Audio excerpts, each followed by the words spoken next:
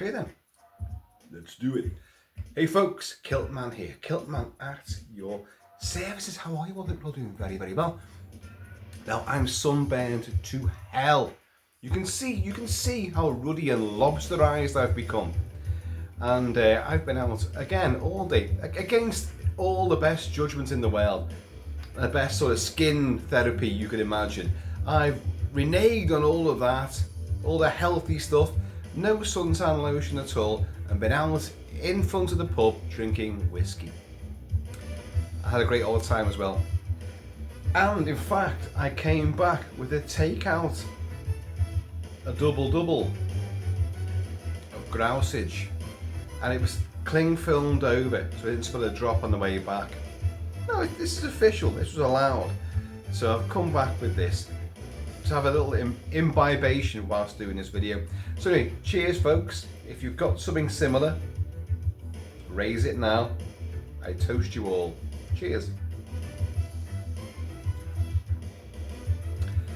This could be a big video, it could, maybe it won't be, who knows, I don't know. Tango and Cash from 1989, Tango and Cash, Cash and Tango. How many millions? How many millions? Ho ho! Rats in a maze, men in a cage. It's a great 80s buddy cop movie. It's the daftest of the entire lot. Let's be honest, buddy cop movies, Freebie and the Bean, 74 with Alan Arkin and James Caan. Then Starsky and Hutch, not a movie, you know, but the big progenitor for so many buddy cop movies and thrillers and TV shows. And then you get the likes of 48 Hours and Beverly Hills Cop, obviously Lethal Weapon, and obviously Red Heat as well. And then you get Tango and Cash. Tango and Cash, Cash and Tango. Oh, says Jack Palance, says Yves Perret, the big narcotics drug kingpin in LA. And these two guys are rival super cops, Tango and Cash. Stallone, Kurt Russell, King Kurt and Sly Stallone. And the two of them they're both champions. They don't work the same division, but they're both LAPD, they're both lieutenants. And they're taking down different angles of Yves Perret's empire, day in, day out. And it's driving him mad. Of course it would do. And he's got a divisive plan to take these guys down, which of course is the whole crux of the story. But this film, it's directed by Andrei Konchalovsky, is that the right name? I've got my little notages here. Andrei Konchalovsky. And he did Runaway Train, the great John Voight, fantastic movie. And another Prison Break movie, which this movie is a Prison Break movie as well, believe it or not.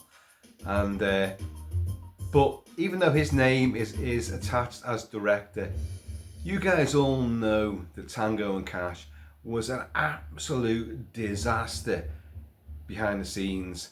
Stallone worked his evil magic, getting cinematographers fired left, right and centre. The script was never written properly. They were rewriting it day in, day out. The film went over time and over budget to the tune of 20 millions. 20 of your $1 million, if you please. And back in the 80s, that was a lot of money. Now it's nothing, you know. James Cameron would have that just on a lunch, you know. But, you know, when the film was a disaster, rewritten, and then at the end of the day, after so many sort of rewrites at the last minute and chopping and changing, they bring in Stuart Baird. Stuart Baird, he's sort of like he's the troubleshooting editor that brings all disastrous movies down to some kind of level. Hang on, is this camera is now making silly little slidey movements? Let me know if it's about to fall over, because I'll be the last to know. It'll be on the floor and I'll be talking to a ring light without even realising.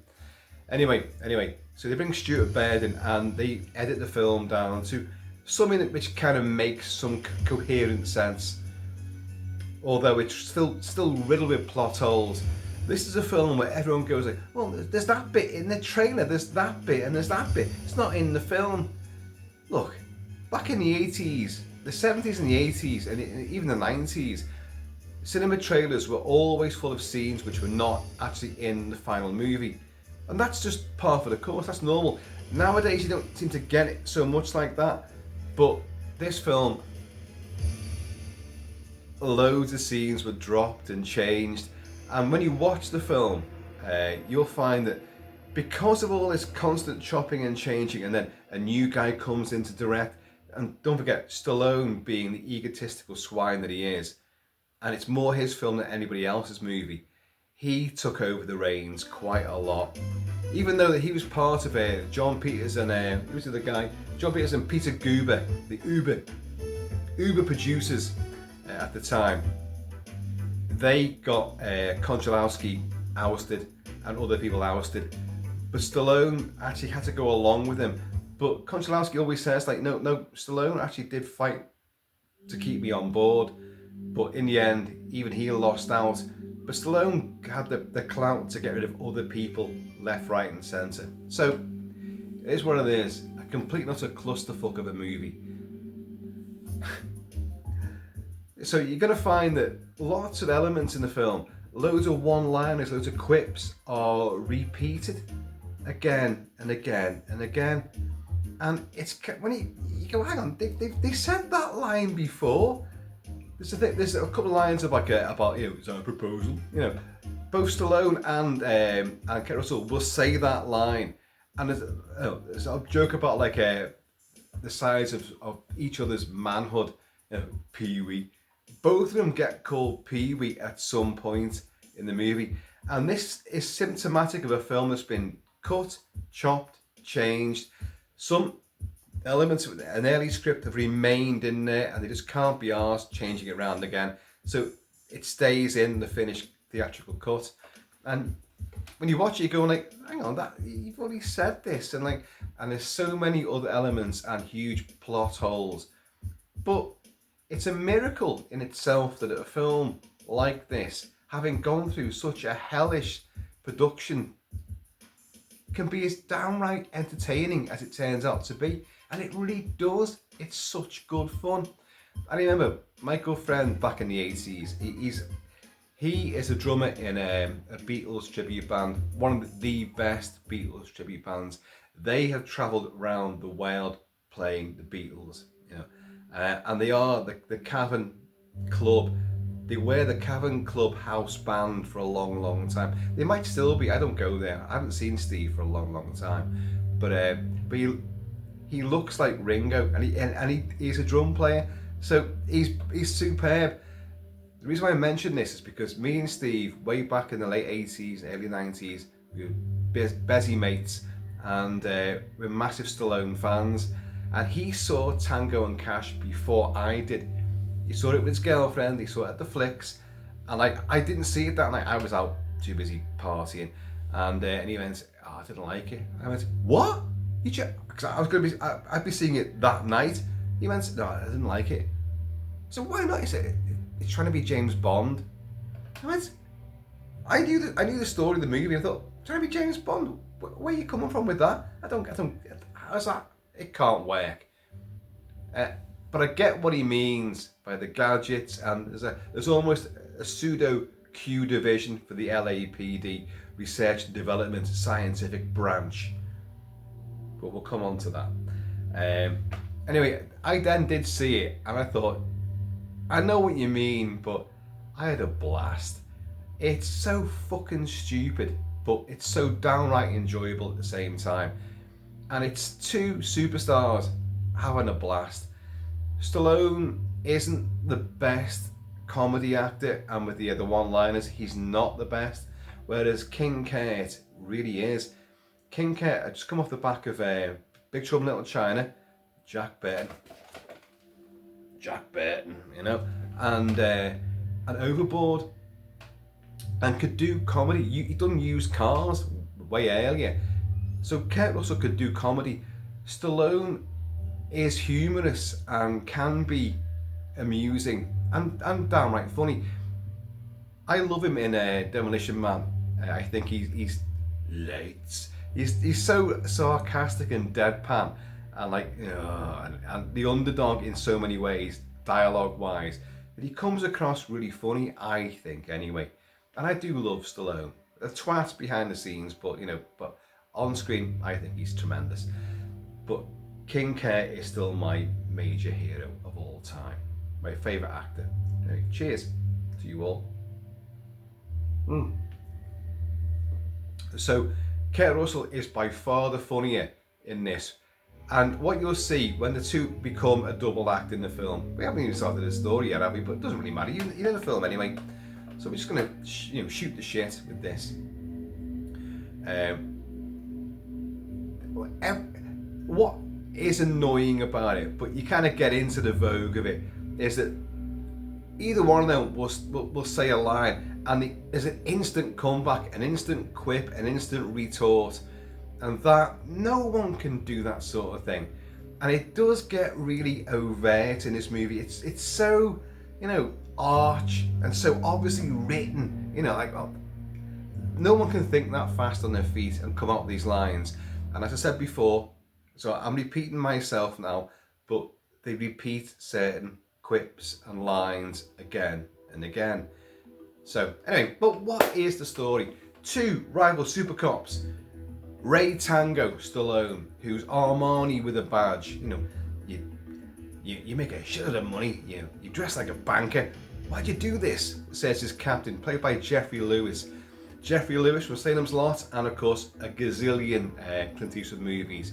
Who's great. He's just basically a supporting cameo as Ray Tango's boss.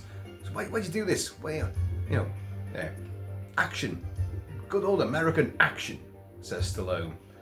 And Stallone's got a sister, his younger sister, played by Terry Hatcher. Catherine, her name is.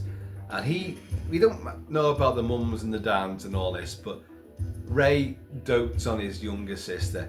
And his younger sister is a stripper in a club called Cleopatra's. And she's about to go off on a tour, which we don't even get to know about this tour, but we do see it in Cleopatra's. We'll come on to all that later. But Ray Tango is like, he's the doting brother, the big brother, trying to look after her. But she's rebellious and doesn't want to know, and he's like, well. And you get this little family dynamic. You've met Ray Tango right at the very start of the movie in an homage to Jackie Chan's Police story, where he takes down a double-decker bus with escapees in it, Royal Hong Kong Police. And with his service revolver, he takes down the bus speeding towards him and apprehends these two guys. At the start of Tango and Cash, Ray Tango is pursuing a semi-truck with a huge sort of like a chemical trailer, all titanium and silver, and they go over the jurisdiction, the border. So state police got to handle this now, and Ray, we got to back up. And it says the police helicopter. No, I'm doing this. I'm taking them down. Well, Ray, whatever you're doing, do it fast. And he fucking speeds off, spins his car around, and as this thing is barreling down towards him, driven by Robert Zarr. Robert Zarr, you say KILT-MAN? Yes, I do. Robert Zarr with the Cro-Magnon chin from beyond the stars. Maniac cop himself, Matt Cordell. He's there playing, he's called Face. And incidentally, he was only meant to be in it for this scene, but they loved him so much because that face and his character went, no, we're going to bring you back. You're going to have more scenes in this movie. And that is symptomatic of a lot of characters who appear in this movie. They all brought something to the film and basically enhanced their character role and got written in a lot more. Brian James, of course, is Rakeem. But definitely going to come on to that a lot. So Stallone spins his car out and this thing's barreling towards him. He then gets a little snub-nosed Smith & Wesson Chief Special. In a curious shot, he ejects the 6 shots that are in it and puts a speed loader in it of another 6 shots. I know ballistics and guns, as you guys well know. I have no idea why he does this, because he then shoots, unless he's took out a much higher load for a lower load and put them in, because he shoots 2 shots into the windshield, which then ricochet out, and the 2 guys are like, well, face with the jaws like, oh, and this other guy's like, walking like that, and then he puts one through the the engine housing, and he won't move. He's playing chicken. He's just standing there in his Armani suit like that, and with a little tiny snub-nosed revolver like that. And these guys slam the brakes on, and they come catapulting out of the air, the windshield, and land on the deck. Oh, it's a great scene. It's pure Jackie Chan homage, as I say. And it's like, gives him handcuffs, do the honours and all that, like. And of course, then he gets bollocked and reprimanded by all the state police turn up, and this guy's like, he's like, I want your gun, I want your badge, I want your ass, Like, this guy he thinks he's Rambo. And Stallone's going like, Rambo is a pussy, like, there's nothing in this. You said there was drugs, there's nothing in there. They've got a big dipstick in this fucking fuel tank thing. And he goes, push the guy away, and shoots the fucking, the big titanium cylinder drum. And like all cocaine comes out. Well, I don't know drugs, white stuff comes out. And Stallone goes, you want to get a high? So he gets away with it again, and this is the thing. Ray Tango is one of 2 super cops in LA in this period, and he's taken down one side of a particular, criminal kingpin's empire, whilst another guy, Gabriel Cash, played by King Kurt Russell, who's the pure Martin Riggs maverick, long hair, sloppy, whereas Tango's in a fucking suit all the time, 3-piece suit, tie and everything. In this LA, for fuck's sake, and good old American action. You'd be sweating like a fucker in that clobber. But you've got Kurt Russell, and who knows his stuff, as I say. He's playing the wisecracking. Whatever situation happens, and some really bad, dire scenarios will surround our 2 heroes, our 2 rivals who become buddies. Spoiler alert and all that. The film inside out, of course you do. But Kurt Russell, it's like, no matter what happens to him in this movie, he's got a great fucking comeback line and a wisecrack, and he's gonna take it on his chin. He doesn't give 2 shits. Cheers, y'all. So Tango's taken down one side of the narcotics empire in LA, and Gabe Cash is taking down another side. The 2 are making headlines all the time. We meet Cash. By the way, I should say that this film, the intro with Stallone's Tango and the police story homage, wasn't the initial opening scene at all. Everything gets chopped and changed. Everything you see in this movie wasn't what you were meant to see originally. It all got changed and several permutations later.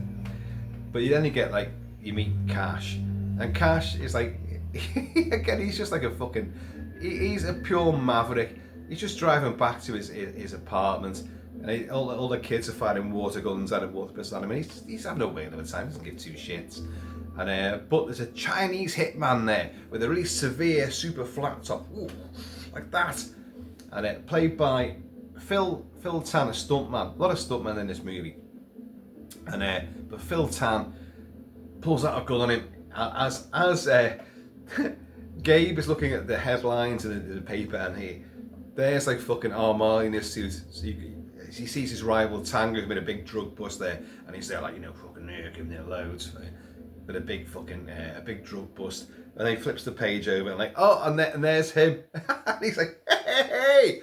And he's got his mirror on the wall like that, and he sucks his gut in as well. A nice little move. He sucks his gut in, and then this guy fucking comes out and starts firing at him.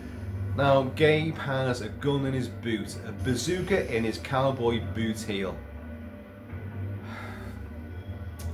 He gets shot out through his window onto his balcony, but manages to raise his boot heel and fire a shot back at this guy, who then leaps out of another window, lands on the roof of a car, and then sprints off into an underground garage to then steal another car, whereas Kurt Russell then runs in. Kurt Russell with, I've written this down, he has in this a Ruger GP100 with a really ridiculous laser sight system on top of it. What is it with Kurt Russell in the 80s and weaponry? Escape from New York, John Carpenter gave him lots of different guns with stupid sights on them, which you wouldn't have, and sound suppressors. You know, you just wouldn't have them on these things. And in this, the Ruger GP100, it's got this big outlandish Dectonics laser sight system on top of it. And it just looks, there's no way you can't house that anywhere. But anyway, so he comes into the underground garage, and it's a really fun scene. I remember when this was filmed. This was 89. Well, so yeah, it came out in 89. It was the last theatrical release in America of 89. This movie. It had gone over budget. It had gone over time. It went over budget to the tune of $20 million. Nothing. That's chicken feed these days. But that was big doo-doo back then. So the last theatrical release movie. And but Glasnost had already happened. Perestroika had happened. You know, Gorbachev had happened. Stallone had his part in all this. You know, he, obviously with like Rambo Part 2 and Rambo 3 fighting Russians, Rocky 4. But of course his big statement at the end, you know, in the ring there's two guys who are killing each other. You know, but at least that's better than, you know, than two countries killing each other. You know, like if we can change, everybody can change. Yeah, and all this, like, you know. But so this film actually has a guy who's a Russian immigrant, and he's like the Chinese hitman, again communist. The Chinese hitman gets a car, commandeers that, almost kills a bag lady with a shopping trolley full of cans. But you know, our boy King Kurt manages to get her out the way and boot the shopping trolley out the way. So he drives through that, and then he starts smashing through all the cars and stuff, and hanging down lights for a wing which hasn't been properly completed. So it's all like, and neons going everywhere. So then King Kurt commandeers, you know, police business, you know, a big fucking gun and a badge, you know, police business, and nicks this Russian guy's car. You know, I came here for perestroika. You know, well, welcome to America. You know, what are you doing to my car? And all this, like, so you get this big chase, and it's fucking stupid, and it has all the cliches. This camera is gonna start doing ridiculous things. I do apologise, folks. Oh my bad. I'm down here, folks. He slams into another parked car, and of course, wouldn't you know, it's in the afternoon in a you know, an obviously well-used garage car park, and there's a couple having a shag in there. Like, so this girl comes up like boobies on show, swinging away, and this guy's glasses all over the place, and it's fucking stupid. But he does catch this guy in the end, and then drags him into the cop shop. But you know, he can't speak English. Oh, well, can't speak English. Well, let me interrogate him. Gabe, don't do this. In the meantime, because don't forget, Cash got shot, and he's wearing a bulletproof vest. Now, in a way, I like this because you do see he comes back to the LAPD division house, and in the lift with all his other detectives and that, like. But he's the maverick, so he's like, he takes his top off and he's, you know, so his chest and his arms are on show. You do see a big welter of a bruise where, you know, the slug hits him, you know, but the bulletproof vest was there. Now, in reality, you get hit by one of these things, even with a bulletproof vest on. Like, even today's bulletproof vest, it's gonna crack ribs. You know, it's gonna really hurt and do some damage. Not just muscular damage, it's going to break or crack your ribs at the very least. Internal damage can happen, but the bullet will not penetrate. It's just the absolute impact of hitting you. It's a film, Kilty, shut up. But you know, I like to talk about these things as well. And this film is really overtly naff with a lot of these elements. But anyway, he takes his top off and you're like, fuck, you're in the precinct house and there's tons of people there. Well, you don't fucking walk around with no top on. And like as he walks, he puts a little sweatshirt on and he goes, oh, you know, look at this shit. Oh, this cost me $9, he says. Like the complete polar opposite of Ray Tango, who's a stockbroker as well, is making a fortune every day, watching the stocks rise and fall, knowing when to make the kill and all that. And like, as he walks into the office, like a guy's walking past with a pizza box. He goes, whoa, whoa, whoa, whoa, pizza! Oh, fuck off. It's so ladled on so thick. I'm the maverick, you know, and like I do all the things that no one else does, and oh, fuck off. And it's King Case, and I fucking love the guy. He opens his desk, opens a drawer, and this is just, oh my god. And he pulls out a Walther PPK, and he goes, who's been fucking with my gun? The sights are off. And walks through a crowded fucking police precinct, you know. Whether there's no bullets in the magazine or anything in the chamber at all, it's irrelevant. You don't walk around with a fucking gun.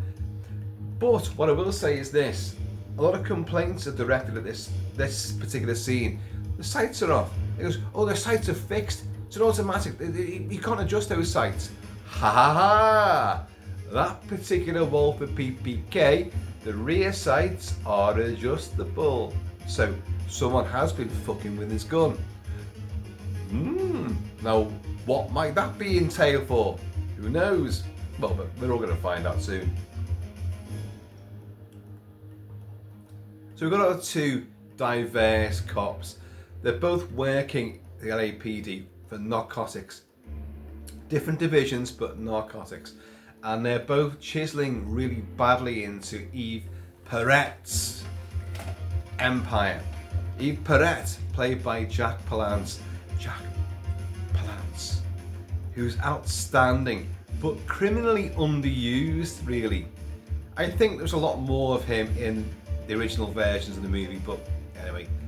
And he's got his two associates.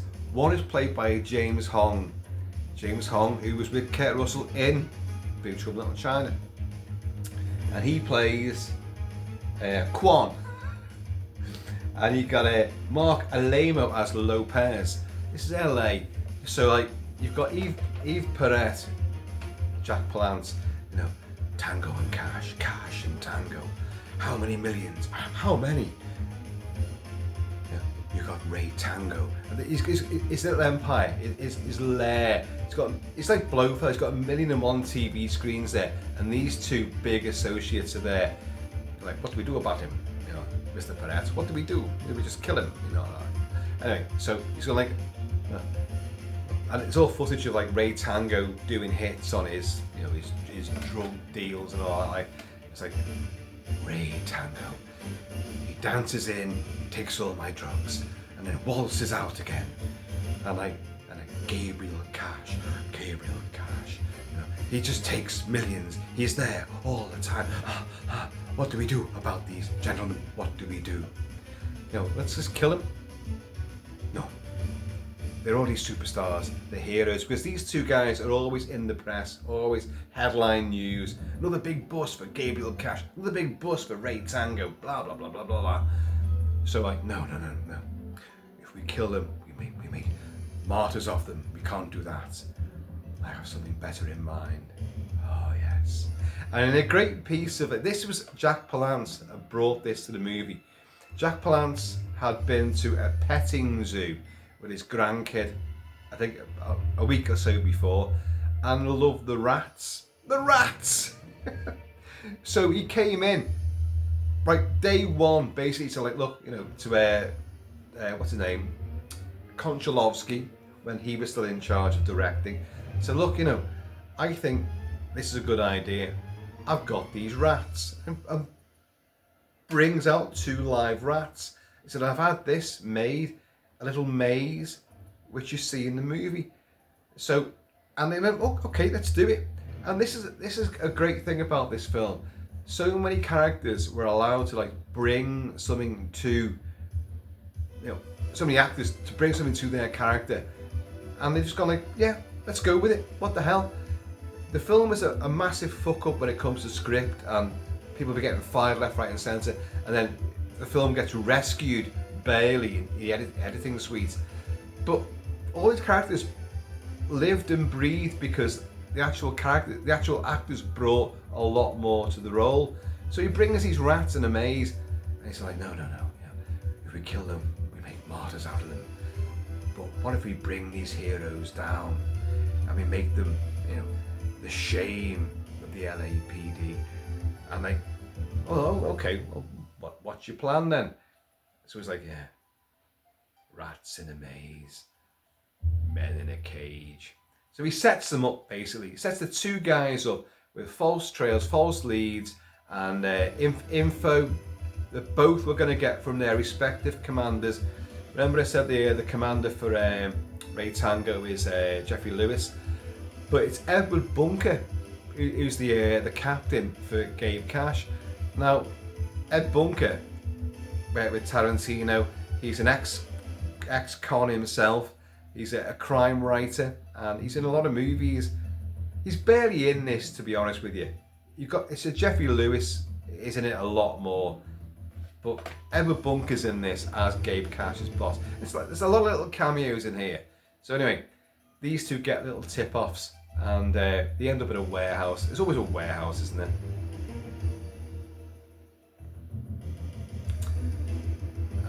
Tango's there, and you're seeing some shadowy figure moving through the moonlit warehouse, and obviously our two heroes are both going to converge at the same time, and they're going to meet each other, put their guns on each other.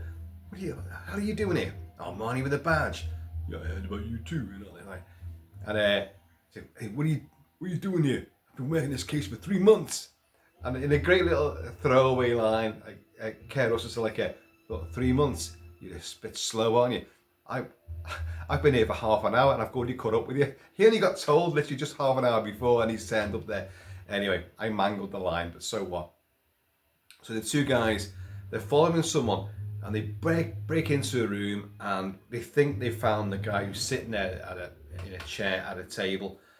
And when they get there, it's a dead man. It's a dead guy with a bullet there in his heart, and but he's wired. Where's he wired? Where'd he be wired? And there's all drugs and stuff like. And anyway, it's a federal agent. So next thing you know, all other cops converge out of nowhere, and they're like, these two guys are exceptionally well known, and they're heroes, but none of these cops think to question this. Like, with all due respect, I didn't arrive with this man. I don't know this man, and with your permission, I want to leave this man right now. You ain't going nowhere, motherfucker. Says this fucking horrendous, cop who comes in, and they find Gabriel Cash's gun. The one, hang on, who's been fucking with my gun? Sights are off. That gun is lying on the floor, and that gun is the gun that killed this guy. Yeah, think about it. The sights are off, but I put that gun back in my locker. Why would the sights be off? It's just like deleting. All that gun's going to be used for something else. There's something foul with that gun. But at what point was the gun taken? And don't think about it. Just don't think about it. My mistake was I did think about it, and it doesn't make any fucking sense at all. But anyway, he goes, hey, that's my gun. He goes, it's not your gun anymore. This fucking snotty cop, and there's about 20 fucking coppers around him. There's no way on earth that this is anything other than a fucking setup, So anyway, but our two boys get sent down for this. They have a big court case and all this, but it makes headline news. And you got their two photos on all the papers: Gabriel Cash, Ray Tango and Cash, and and there's a bogus tape recording of their voices, which has been put together to say which is the assassination of this federal agent. But it's their voices saying like, yeah, we're gonna fucking kill you. I forgot what the dialogue is, but you know what I mean. They've been set up really, really supremely well, and their two captains know it's all a fucking setup, but they can't get out. They can't wrestle their two heroes out of this. So even their lawyers are going like, look, you know, you've really been set up badly. Someone really wants you guys, and they're not friends, but like, look, they get advised. You're gonna have to make a plea bargain. You're gonna have to like plead guilty, but we'll get you a reduced sentence, no more than 18 months, and it'll be like a low security prison. You'll be have a golf course, you have saunas and all that. It'd be great. Yeah. So they accept that. There's some great scenes in the courthouse as well, like because like, oh, you've changed your plea now, you're saying guilty, and it's all big fucking news and all this, like, and but obviously Tango and Cash have now spoken since. You know, what's your lawyer going to do? Well, the same thing your lawyer's going to do. And well, look, I'll do the talking, in the court. Don't you say a word. No, I'm going to say no. Don't say a word. So Tango does this eloquent speech about like, whatever happens here, I don't want this to tarnish the good reputation of the LAPD. These are the best people I've ever had. And of course, the court's full of cops, and they're all going, yeah, all cheering. Like, it's like, I don't want it to tarnish the good name of the LAPD. Which in itself is a bit of that's a bit of a quip, a wise ass comment, if ever there was one. And Mr. Cash, do you want to say any words? He's like, oh yeah, I do. And like Stallone's going like, oh, no, don't do this. He was like, Your Honour, Mr. Tango has come up with a very eloquent monologue there, and I agree with everything he says. But I just want to say that this whole thing really fucking stinks, and all the cops go, yeah! And Stallone's like, oh, fucking hell. Like, the two do get sent down for a very limited time in a lovely, lovely residential, free and easy prison. Only they don't get there, do they? No. Because Yves Perret, Jack Palance, has like arranged it. He's got contacts everywhere. If he's got contacts this strong, these two guys would never have been a fucking problem for him in the first place. But hey, let's just go with it. So they end up in a maximum security penitentiary for the worst bastards on the planet. Cheers, Rob. You can hear the soundtrack playing right now. Harold Faltermeyer had just done Running Man, Arnold Schwarzenegger, and it's a very similar sort of synth score.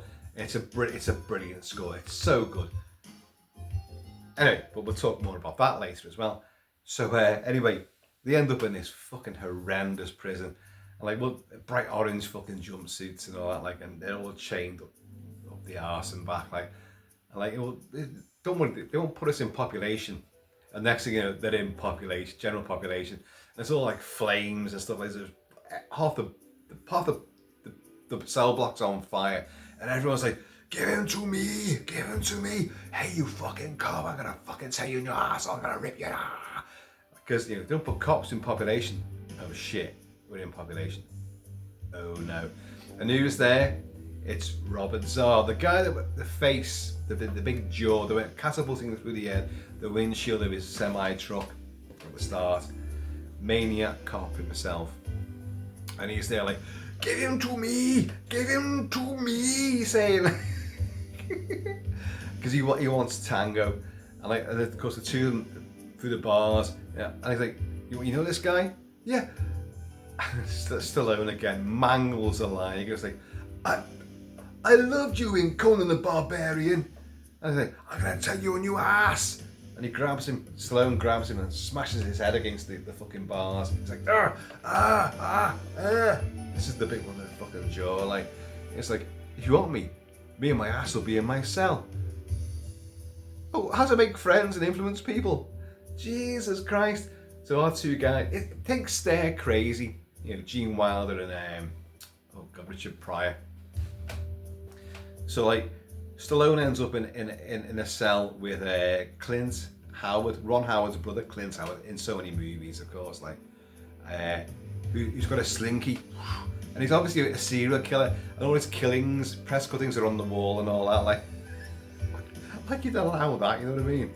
And it's like, you know, see all these, I killed all these people, and like, Stallone's trying to read the Financial Times or whatever, the Wall Street Journal. It's like, oh, you know that, like, sugar's up, bananas are down, whatever it is, like, and this guy's going like, whoosh, I'm not afraid of you, whoosh, with his slinky and ripping the paper in half, and Stallone's just little tiny snippets of paper, reading it all. Yeah.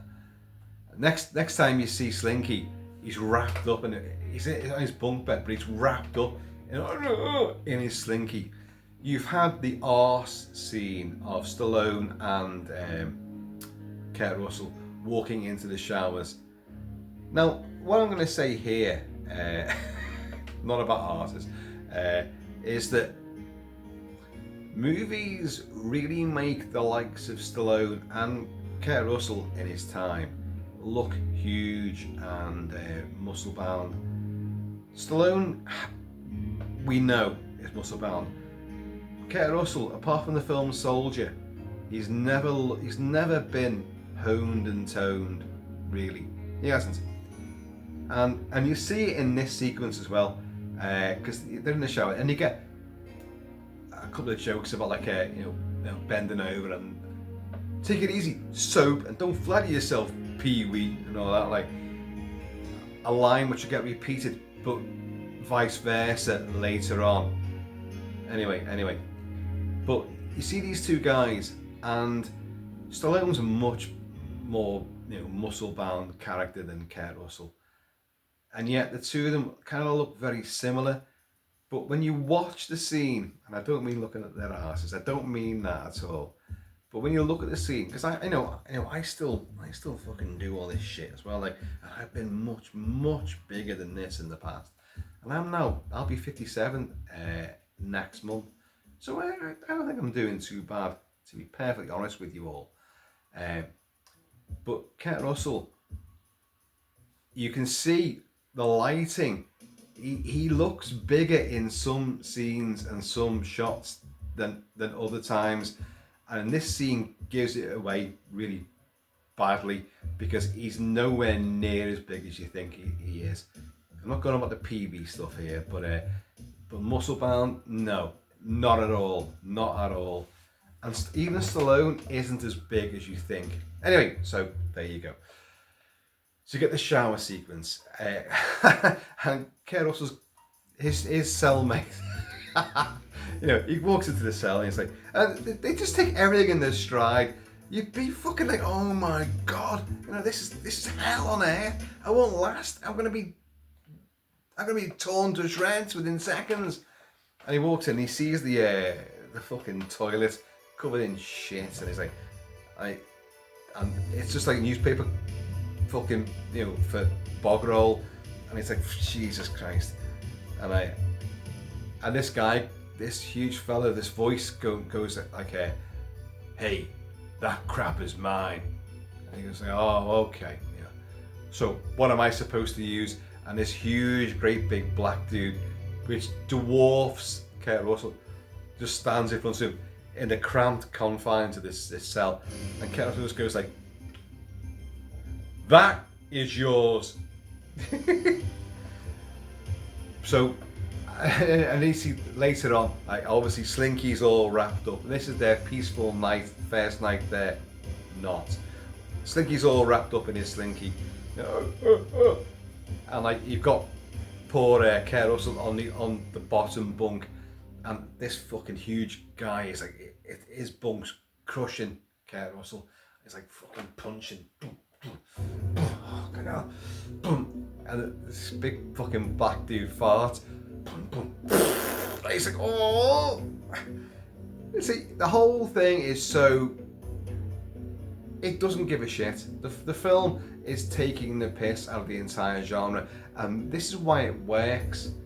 It's not trying to be Lethal Weapon, although it's clearly Mel Gibson was in the running for this, but he wasn't going to. No, there's no way he was going to do this. He obviously he done Lethal Weapon. I'm not doing this fucking movie as well. Like Patrick Swayze was in the running to do it and then dropped out. He was actually on set and then dropped out of it. Many other actors were there. Kurt Russell was actually way down the line for this, believe it or not. And but anyway, you know, it's just all the fun and hijinks are there. It's ridiculous. But their first night is a fucking disaster because suddenly the gangs come in, they break through the fucking doors, they drag the two of them out, beat them up, put them into fucking post sacks and throw them down the chute into the basement, the generator room and all this. And you get actually one of the best scenes in the movie, to be honest. They've been beaten up and all that, and the two of them are there like in their vests, and they look, see again, that's what I'm saying, they both look bigger in their little white vests than when they did, you know, without the white vests on. It's all lighting, folks, lighting, you've got to remember that, lighting. You look at Rambo, First Blood Part 2, Stallone is nowhere near as big as you think he is. You see him on, you know, behind the scenes photographs, which I have plenty of them. He's not as fucking, you know, inflated biceps as you think he is when you watch the movie. It's the camera work, the lighting and makeup goes a long way towards it. Anyway, enough of these Hollywood secrets being bandied about. So they end up surrounded by a bunch of fucking rioting prisoners, and and this is where they meet the guys, put him in there, and like, because Jack Palance, Yves Perret turns up there with his major henchman who I haven't not mentioned before, Brian James from Blade Runner, from House 3, from Southern Comfort, from so many movies, and he's got red hair and a ponytail. Not much hair on top and a little ponytail. Brian James arrives on set and he says he wanted to work with Stallone, and he said, look, he was meant to only be in it for like a couple of scenes, and this scene in particular, and then nothing else really. And he said, well, I'm going to do something different. I'm going to put a Cockney accent on. And it's by far one of the worst Cockney Dick Van Dyke style Cockney accent. It's fucking awful, and but it's hysterical at the same time. But when he arrived on set and he did this, Stallone loved it and spoke to like whoever was directing at the time, which could be several different people. He's like, look, this is great. I like this. Can we write him in again? So again, the script gets getting changed again. So and this guy's called Rakeen. Rakeen is a Cockney ponytailed fucking hitman, assassin, enforcer. Rakeen. I mean, okay, EastEnders with Ricky. So maybe it's like Rakeen. I don't know. So he's there. We're gonna talk more about him, don't worry. But Jack Palance, and they're going like, oh, who's this guy? And he comes out of the shadows. Just think of me as someone who doesn't like you very much. And like, so these guys are going to get beaten to a pulp in the prison. Jack Palance and his two major guys, Lopez and Kwan, saying, well, they're in prison, but they're going to get out. He said, no. Once they're inside, anything can happen. They will never get out alive. And all this kind of stuff, like, you know, rats in a maze, men in a cage, this kind of stuff. So these two guys are like, ha. So now they've got him inside, they're going to do whatever they want with him, and they're going to fucking torture them and execute them in there. And it's fucking horrible, to be honest.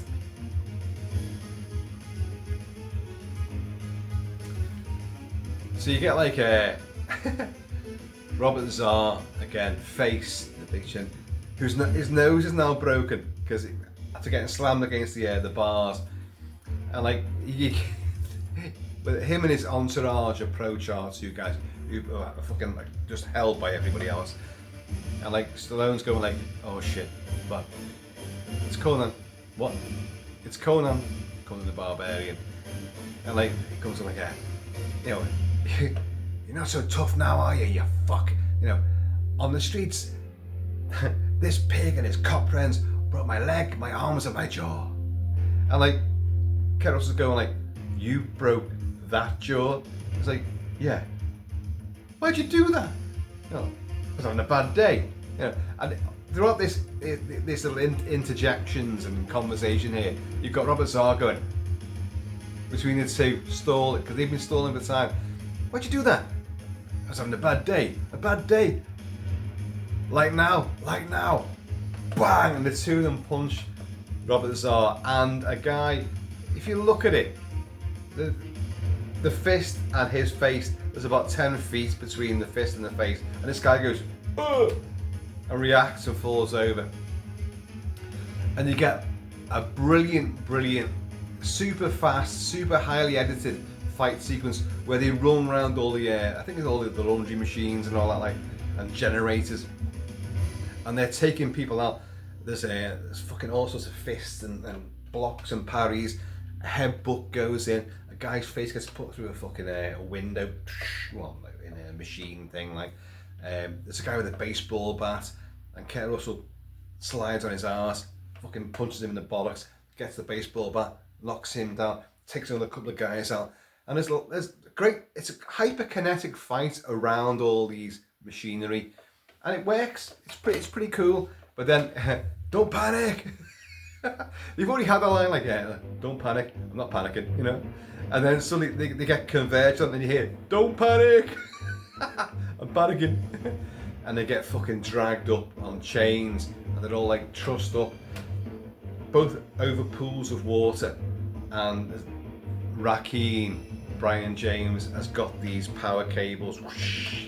He's a right snaggy little rat face fucker he is, like, with his really bad Cockney accent, you know. And but it's funny. It's sadistic but funny at the same time. And this scene actually is quite nasty, because he will lower both of them in one by one into a pool of water, trussed up in metal chains, and put the cables in. And now Stallone's done this before. In Rambo First Blood Part 2, you know, Rambo gets, you know, on the he's on the rack, and Yushin, you know, the big fucking KGB bastard, like, fucking electrocutes him. So he's got previous, but Kurt Russell really gives it some welly here as he goes in, like, he's like, and it's like, you know. And our two heroes, who are now obviously warming to each other, well, very warming because they're electrified. You know, listen, Tango, just want to know, like, yeah, it's okay, I understand, or whatever. And the two of them get lowered in. Rakeen says, like, yeah, how about I slit? You're a pretty boy, ain't ya? How about I slit your fucking throat from ear to ear, pull out your tongue, and tie into a lovely Windsor knot, eh? In it, geezer. It's like, look, you can fucking tear me head off. You can use it as basketball. You can bowl the motherfucker for all I care. But don't let him do it, says Kurt Russell to Brian James. You know, I don't want like a lively immigrant, you know, jerk off doing it. I want an American jerk off doing it. Cash, you know, not helping our cause, you know. So the two of them get fucking done in. But luckily, guards come in, and a friend of Cash, an old ex-police buddy who's now working in the prisons, comes in and saves the day, saves their asses basically. And the two of them are fucking done in. They've been beaten up, electrocuted, and they're still chained together and all that. Like, listen, Cash, you know, you guys are in a world of shit because whoever set you up, you know, really set you up good style. Well, who was that guy? Well, I don't know. Your only way of surviving is to escape. To escape? Are you gonna do that? So he gives him, his name's Matt. it gives them like a big floor plan of the prison. It's like, look, you know, what you're going to need to do is, like, I'll get you on the right, you know, prison detail, works detail, and I'll leave, you know, some tools to get through the entrance to this service tunnel, and you're going to go through here. And Stallone's going like, well, why don't we go this way? It's quicker. And like, and then you get this whole thing about Plan A and Plan B, which have become like a huge sort of thing throughout the movie. Plan A and Plan B, and should we do again? Lethal Weapon. You know, do we go on one? Do we, you know, we go on three? Do we go on 1, 2, 3, and then go on 3? You know, you've got that happening as well. So much of this dialogue is ripped from Lethal Weapon. It just is. Anyway, so we go with this one. No. We're going to stick with plan A, my plan. Your plan B, you don't even have a plan B, and if you did, it wouldn't even work anyway. So we're going with mine. So right, you've got to escape. But Stallone doesn't want to. Tango, like, no. I ain't doing this. I'm not escaping. How do you know we can trust your friend? I've known him for 20 years. He's been a cop, you know, for all this time. Like, he's not going to. He saved us, for Christ's sake, you know. Well, anyway, you do whatever you want to do, Cash. I'm not going. So, and Cash is like, well, so you're staying with you know, cousin It, meaning Slinky, Clint Howard.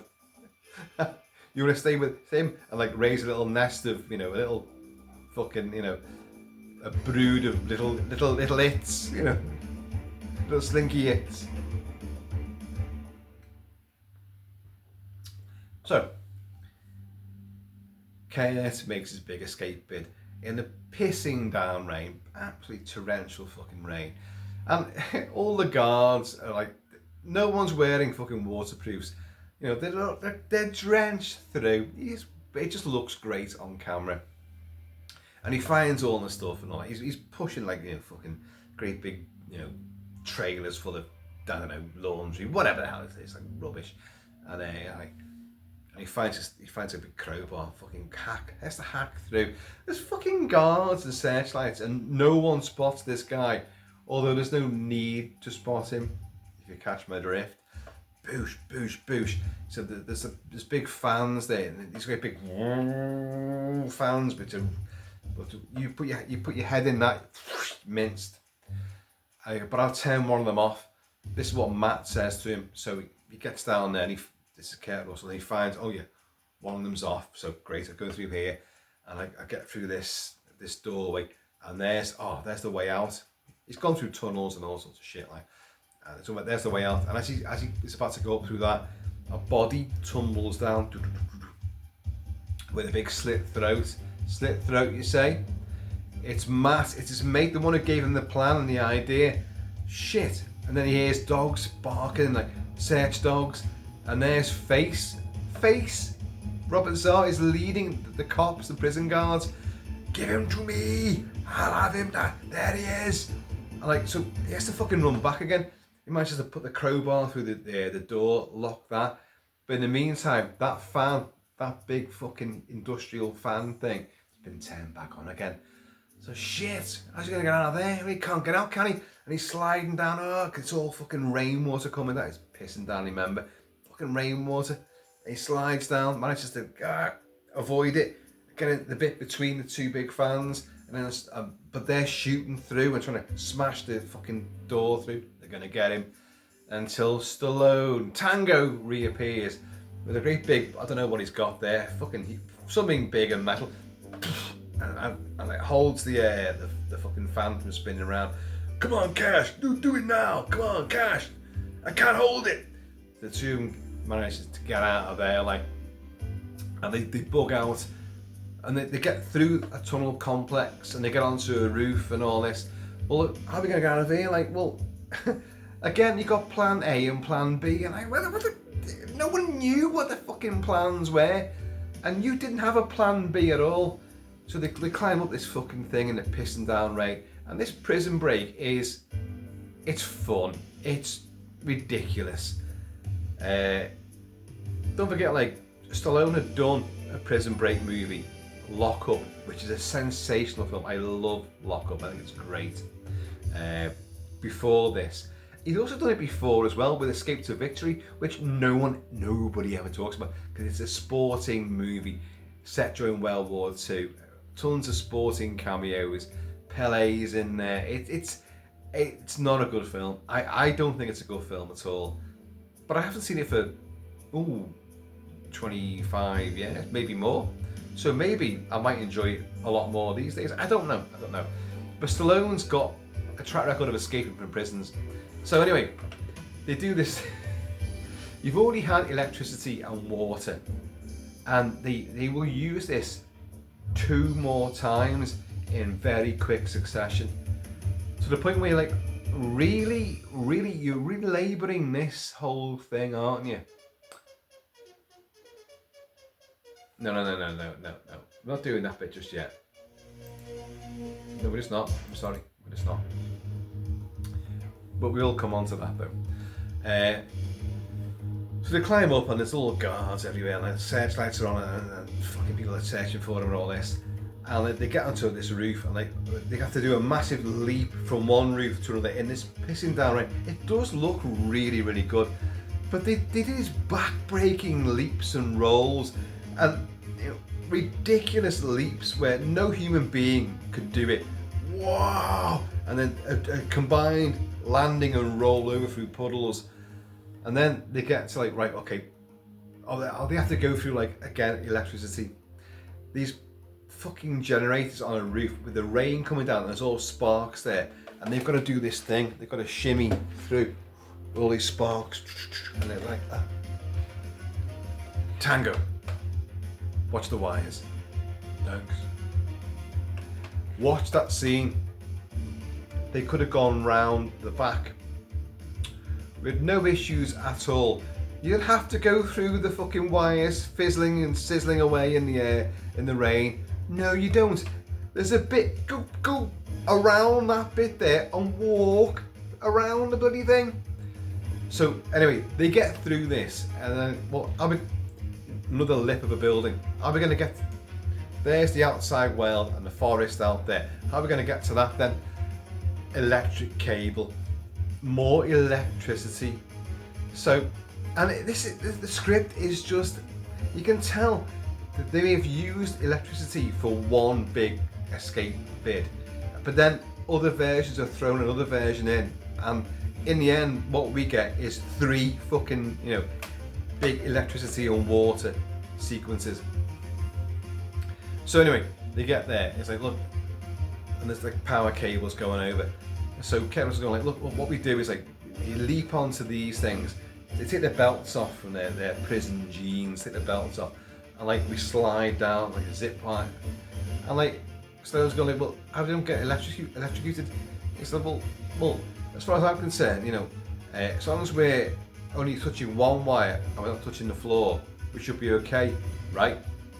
And Stallone's like, I don't know. So anyway, but that's what they do. So Kurt Russell does it first. This, the leap from the one building roof to another building roof is ridiculous. This leap it's beyond cliffhanger. The human fly and all that. Like, so Kurt Russell does a fucking run and leap. He's got the belt in his mouth. In the pissing down rain, does a 40-foot leap and catches a wet electric cable. Fucking 80 feet up in the air, does it, hooks over the belt and zip wires down with his legs doing this all the way across, like, and then has the most horrendous landing because he lets go and back-breaking fall on fucking rock and tundra and a bit of shrubbery, boof, like that. Fucking hell, you're having a fucking laugh, aren't you? No one can survive that. And then, like, come on, Tango, come on. He gets up, he's like, but he's okay. And then Tango is about Stallone doing a slow-mo run as a little hatch comes up, like, and Face is there, Robert Zarr, and catches him. And he has like a fucking chain with a hook on the end of it, like, and he's like, come on, puppy. And he's spinning Stallone around, whipping him around and like with this fucking hook around him, the big chain, and giving it loads. A little fight ensues, but Stallone manages to like free his leg and let go of the chain, and Robert Zahn then goes, whoa, falls back into those wires, all those fizz-giggy wires, and he's like, see what I mean? This electricity thing goes on. You have them getting tortured with it, then you get them going through this thing, and then go over these wires.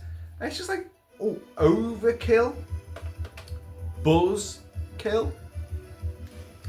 And then Stallone does the fucking leap. It's ridiculous, superhuman leap. Belt goes over and he comes down over these guards. You're like, and he lands on the same patch. And what the hell? What took you so long? Did you stop for coffee in a Danish? And Stallone comes out with like, I hate Danish. Have I got to explain what he means by that? Hates Danish. Bridget Nielsen, yes. Very acrimonious parting of the ways that they had after Cobra and all that. So yeah, I hate Danish. So it gets put in there, shoveled in. Listen, the two of us are like, I had a great time in the prison. I'll never forget that time in the shower with you, Pee-wee. And she was like, listen, Cash, if things get too hot for you on the outside, look at my sister, find Catherine, and she'll know what to do. Blah de blah blah. And the two of them part company in this fucking torrential rain. You have to remember that these two guys, we don't know where the prison is, by the way. It could be in a different state for all we know. But they go back to LA, and these two guys do not change their appearance. They are super hot, detectives, police lieutenants. They're in the paper all the time, their new busts, and of course their big massive showboating trial. It's huge. These guys are known. Everyone knows what they look like. Well, one looks like Kurt Russell, and one looks like fucking Rambo. So you can't fucking mistake these guys. And yet the film will not have anything. They will walk around cities. They'll driving cars. They'll arrive here, there, and everywhere. And no one recognises them. No one fucking calls in the cop. Well, okay, they do. But it's, you know what I mean? They are going everywhere, left, right, and centre. So, anyway, they will then begin to turn the tables on Perret.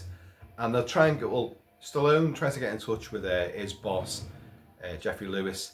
And he'll nick someone's, fucking overalls in some motorway fucking garage thing, whatever, I don't know. Doesn't make any sense. And they'll begin to find all the people that set them up. And this is quite nice. There's a guy that in the initial bust who's like a corrupt police captain. It's like, you're going down for this, he said, like. And Stallone will find him in his house. And but it's a really wimpy sequence, because this guy goes like Stallone just turns up and go, you're going down for this. Remember those lines? Well, you're going to go down for this now. And it's like, well, you do whatever you want. Yeah, listen, well, who's your boss? Who commanded all this? Remember, like, Jack Palance was in the shadows. Who are you? I'm just think of me of someone that doesn't like you very much. And so I'm going to clue this guy really is. But they've been taking down his empire, day in, day out, without realising they were doing this guy was the kingpin. So they're trying to get the root of all this. So anyway, this guy's going like, look, just kill me because they want me dead anyway. It's all, well, okay then. But no, I want to take you in because you're going to clear my name. And this guy manages to shove Stallone out of the way, run to his garage and lock the door behind him, get in his car, and the car's fucking booby trapped. Boom! And a really naff stuntman who looks nothing like Stallone gets thrown through the air. Whoa! And it lands. It's not Stallone. And anyway, so we've lost that contact now. I think Kurt Russell finds the guy that did the tape fella called Skinner. He finds this guy called Skinner, and first of all, Kurt Russell's gone to the LAPD Research and Development Department, which is Q Branch.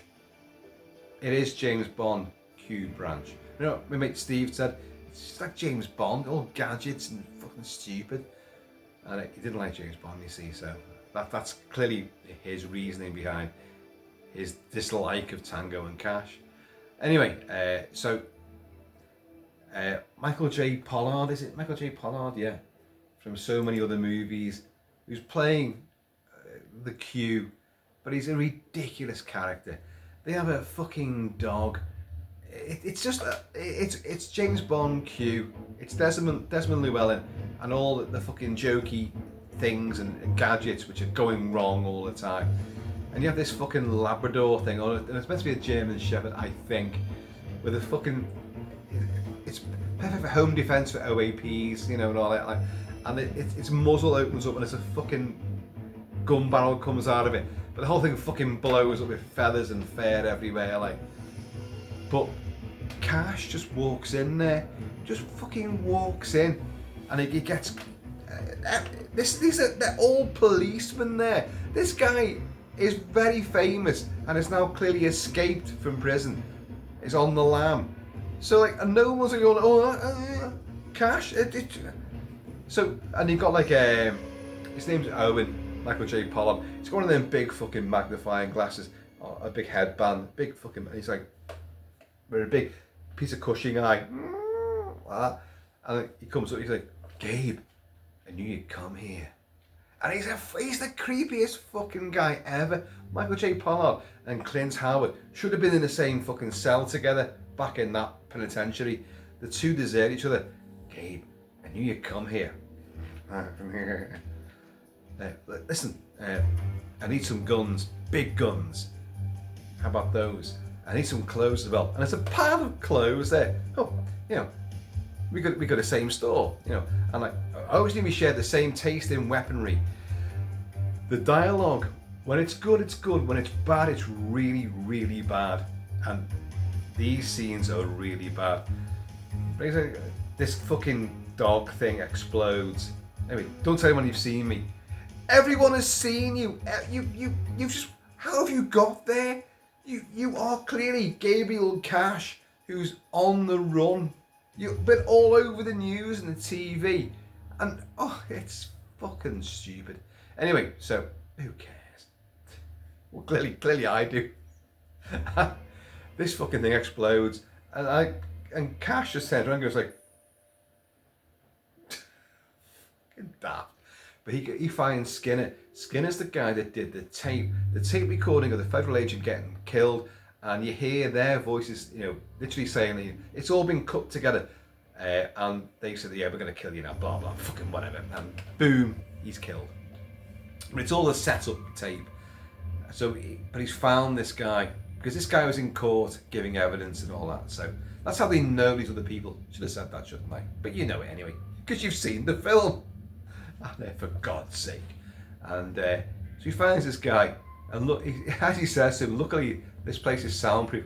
This guy's a sound engineer, little pencil neck fucking geek thing. A bit like, he looks a bit like Frank Oz, you know, from Jim Henson and the Muppet Show and all that. And he's there with his little glasses on, like, who are you? You know, he's got a great big fucking Remington fucking shotgun as well, an extended shotgun with an extended fucking barrel on it as well, like, which is pretty cool to be honest. And it's like, well, I see you got all the greatest hits here, mine and Tango's. So he's got old cassettes of, I mean, what recordings? Obviously from TV interviews that they've done, and police sort of, you know, the journos have interviewed police and Ray Tango and Gabe Cash at the scenes of the crimes and stuff like, and they've cobbled together their voices. It's stupid, I know, but let's run with it, shall we?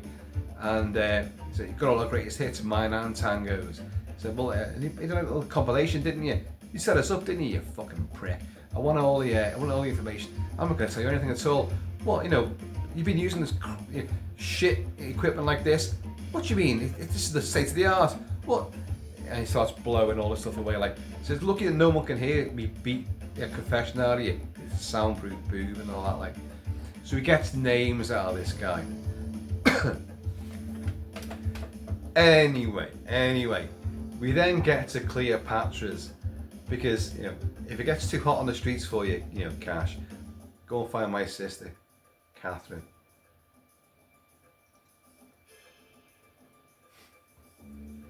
Terry Hatcher.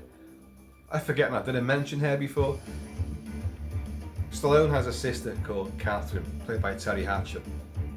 And he's the big doting big brother, and she's the kind of rebellious stripper. That's what she is, she's a fucking stripper. But he loves her to bits and all this. Like, anyway. And we've met her very early on. And I think she says she's going on a tour and she's going to be out of town for a while, and he's kind of like, he's not happy about this. You shouldn't, you need to look after yourself. You need to like eat your greens. And I go, I don't know what he says. Like, but he's saying, Catherine. So look, I'm not going to get in any trouble, And he's like, I see now. Then there it is. You say you're not going to get in trouble because you think I think you're going to get in trouble. And you get this really, really naff bit of dialogue, which Stallone mangles it, as I almost did there as well. But it's the whole point being, he's the big doting big brother. She's the cutesy beautiful, and like, oh wow. Well, obviously, Stallone's got no love interest. You're going to come back to the film later on. Kurt Russell has no love interest. You can't have her, can you, Sly? But Kurt can. Yeah, so this is where we go with it.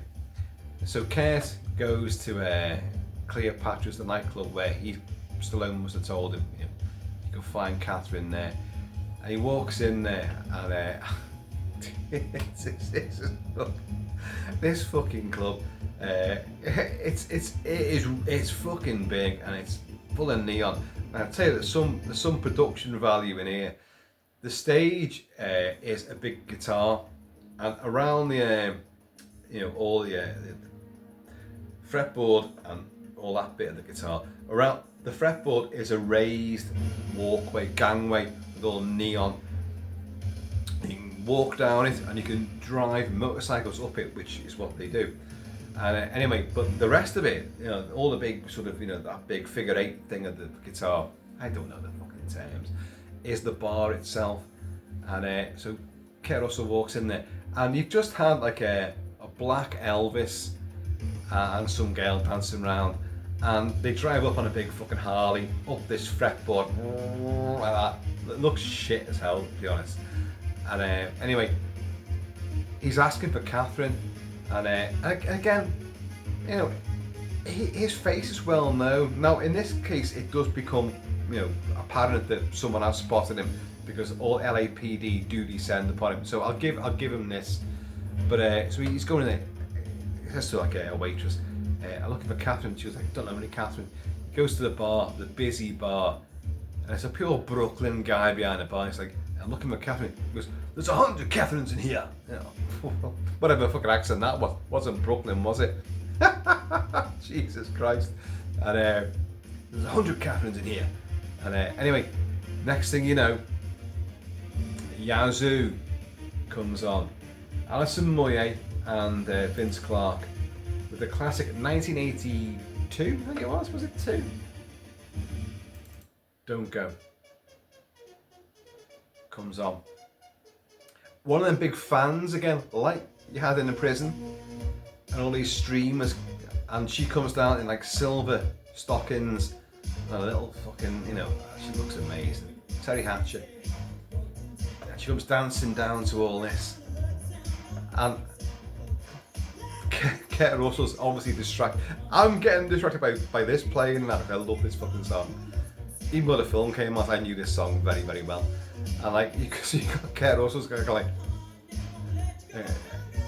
I'm looking for Catherine. Hey, you're joking, aren't you? There's 100 Catherines in here. I can't do that Brooklyn accent at all, can I? And he distracts this barman, and she's going like, she's got a job to do, to dance around, entertaining the crowds, and everyone's fucking made up. In the meantime, all cops are coming through all the doorways, and Kurt Russell's kind of like, oh shit, you know, you can see them all, and he's trying to put his head down. He's wearing a bright fucking white jumper, sweatshirt thing, and he's got his fucking big hair, and he's got Kurt Russell's Gabriel Cash's face. You know, you can't hide that. It's like me trying to hide. I can't blend in, can I? Fuck's sake. I can't blend in anywhere. But he's like doing all this, like, and like she's going to the barman. Hey Joe, sticks! You know, drumsticks. It's like, hey, oh no, I'm sorry, you know. Where's this guy from? It's like, I've been distracted, you know. Hey, where's my drink? And he's going like, don't worry, it's on the house, you know, fuck, whatever. And he gives these drumsticks to her, and she goes on a synth drum kit, and starts fucking rounding it. Oh my god, this bit, she looks astounding, she looks amazing. But Terry Hatcher, fucking about, it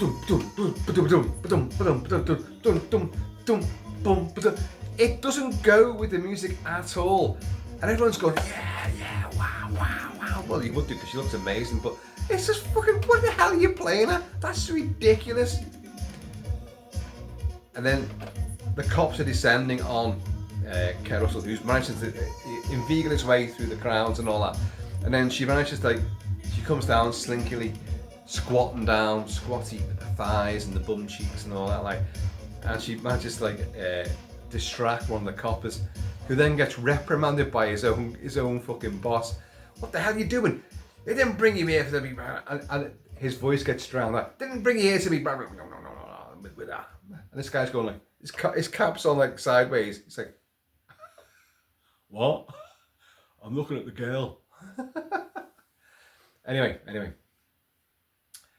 So Cash gets away with it, and she manages to get off stage, but she has clocked eyes with him. So the two of them kind of made this thing, and she takes him through to the changing rooms, and lots of like boobage is on show, and he's like, listen, there's nowhere else I'd rather be, but it's somewhere else we can go. And he's like, look, you know, you're Cash, aren't you? You know, my Ray told me about you. Look, I can help you, and blah blah blah. Well, you've got to get me out of here. And the Black Elvis is there, and he goes like, hey Elvis, what size are you? And Kurt Russell's got this little smirk on his face. So yes, you get this scene. You get this fucking scene. The escape from the club. Kiki goes out. So Catherine, Terry Hatcher, goes out. All the cops are out there, you know, in the back alley and the backstage sort of thing, like. And she comes out like and gets on a big hog. The fucking bike, which clearly Elvis was riding up and down the big neon guitar on stage. She gets on that. Hey Red, oh whatever she says, like, oh fucking whatever she says, like, and suddenly the saxophone, fucking bluesy shit, and there's Kurt Russell comes out, camera pans up, high heels, fucking, oh dear God, big fucking red wig on, a big scarf, fucking, I can't discuss it. He's wearing fucking pantyhose as well, like, and lipstick, and oh God, Kurt, dear God. But it is funny, and it does kind of bring the house down when you see it. But the cops are, it's so stupid. They labour the points. It's clearly Kurt Russell with a big fuck. You think like Robert Zara's got a big fucking massive jawbone. Kurt Russell has a fat face and a big jawbone as well. It's very straight. His face is very sort of, it's very square. I don't have to talk about people's features. Now look at me, fucking. I am a bag of these things with a nose and sunburns at the moment as well. So what a catch I am. But he comes out like, and this fucking the same cop that was ogling Terry Hatcher is all over Kurt Russell. Hey Red, aerobics instructor. Fucking whatever. And this guy, well, he just ignores it, and Kurt ignores him, gets on the back of the bike, because Terry Hatcher's like, hey, she's mine, or whatever she says, like. And this guy goes, bikes on bike, say captain. And the two go like, flick their cigarettes at him. He's a fucking lad. And then Kurt Russell, he's got sunglasses on as well, like, they come down and it's Kurt Russell's eyes, and he just goes like, and puts them back up again. I mean, they drive off, like, it's ridiculous. But who cares? It's a bit of fun, isn't it? And then you get a rather strange scene where it's kind of awkward, where it's not a love-making scene, although it sounds like it, and that's the whole point of it. He's hurt from his beatings in the prison and all that, and his fall off the fucking power cable and all that, which would have broken anyone's spine. And you got up from that. If you got up, you'd be a concertina, like that. Your spine would be compressed to that. And so she's trying to put he's got a slip disc or something, like trying to push it back in. And they're in her place, and which Ray Tango pays the rent for. It's his property. He lets her stay there, and like he surreptitiously breaks in behind them, and while Terry Hatcher's sitting on Kurt Russell's back, and she's pushing this rogue hernia back in, like this disc back in, like, oh Gabe, I can feel it, it's going in, and like you've got Stallone going like, that's my sister. And as he's about to fucking launch in, he sees someone at the back porch. So he fucking legs it, leaps over the settee, the couch that they're on, picks up a fucking ornamental duck or something off a coffee table, and leaps through the door and takes down the would-be assailant. Hiccups. The assailants. And it's Captain, it's Jeffrey Lewis again, like, and Jeffrey Lewis comes, he's under a screen door. He just says something like, "This is how you screen all your guests." I think it's deliciously done, to be honest. And he's there with a fucking, a clay pottery duck thing. Lots of throttling. And next thing, gun to his head, and it's Gabe. And like, Tango? It's like you? Oh wow, what are you doing here? And you get this whole cross purposes thing, like, what were you doing with her? Well, we would just get to know each other, blah, blah, blah, blah, blah, blah, blah, blah, blah. And he doesn't know that's his sister. She said something along the lines of, because oh God, let's try and get this right. Come on, Kilty, focus, fucking focus in on this, zero in. Gabe doesn't know that that's Tango's sister. He thinks, go and see Catherine. He assumes that she's his missus. And he's been talking to her this whole massage session. No sex, just massage. And, but what about Ray? How about you and Ray? Oh, I love him. But Ray does his own thing. He's in my life, he's not in my life, and blah, blah, blah. But he still thinks, oh well, I've got a shot here because obviously Ray doesn't give two shits about you. Not knowing that the reason is it's his sister. And the two, like, they finally realise in this moment, oh, it's your sister. Hey! And it's like, what, you were gonna bump uglies with my sister? Well, I wouldn't put it like that, but but hey, she's very, very free, And so Jeffrey Lewis, their boss, well, Tango's boss, is saying like, look, you guys, I can keep the feds off your ass for like 24 hours, but you've got to find out who's doing all this. I've got the name for you. It's Rakeen. Yeah, Rakeen. Oh, Cockney fucking, ne'er-do-well with a ponytail. It gives him the address. I've got his address here. So all the big bad guy, well, the big bad guy's main bad guy henchman, they've got his name and address. They're gonna nip this in the bud way before. So anyway, they go there. I'm gonna start cutting this short now. This is a film that doesn't need such diagnosis and dissection. It really doesn't. But they get to Rakeen's place, and once again, You got Kurt Russell just striding through the city streets and walking into a hotel complex. You know, just brazenly, he's wanted. You know.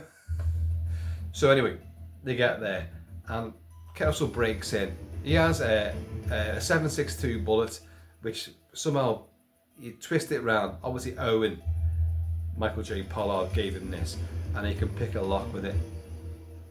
If you look at it, you couldn't even pick your nose with it. There's nothing you could pick with that. You're not going to change a lock system with that when it comes out with. But it's a nice little gimmick.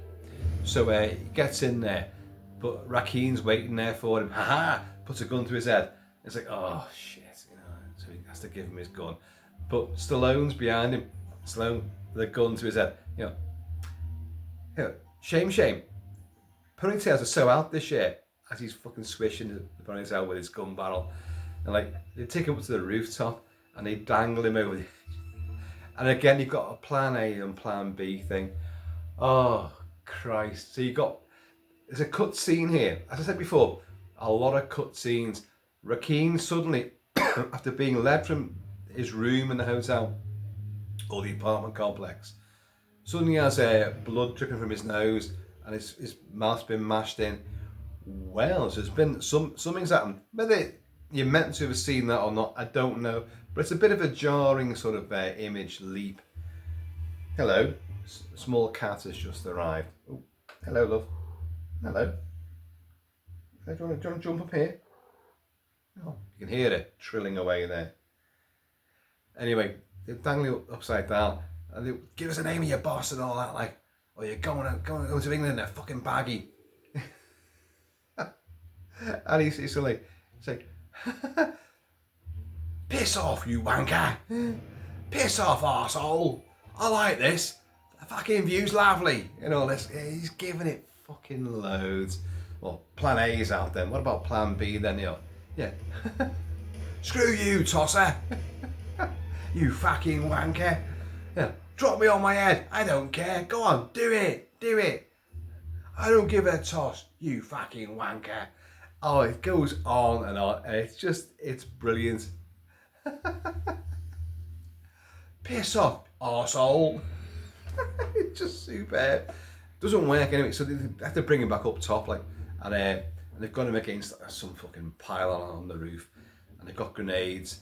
And this is the scene where Stallone really kind of actually does begin to, well, it's his funniest moment, where he lets go, lets rip, because he's playing this bad cop, worst cop, and like they've got a hand grenade there, and they've got his gob's taped up. The hand grenade's taped to his gob, and like Kurt Russell's going like, look, you know, I heard about you, mate, you know, and all the things that you've done, all that sadistic bullshit you pull, but I didn't want to believe it. But you know, blowing a man's head off with a hand grenade is a touch much, don't you think? Well, you got your way, I got mine.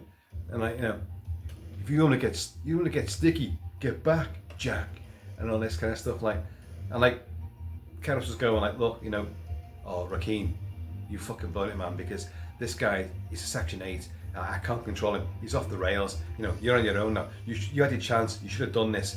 If you look at his gun, the slide's right the way back, and he's waggling the gun around like loads. Why would the slide be back? There's a lot of mistakes with the guns in this movie, and they're very overtly done as well. A big one, which we're going to come on to for the finale of the movie. But anyway, oh, you're gone, you're out there, man. I'm out of it, I'm not being part of this, you know.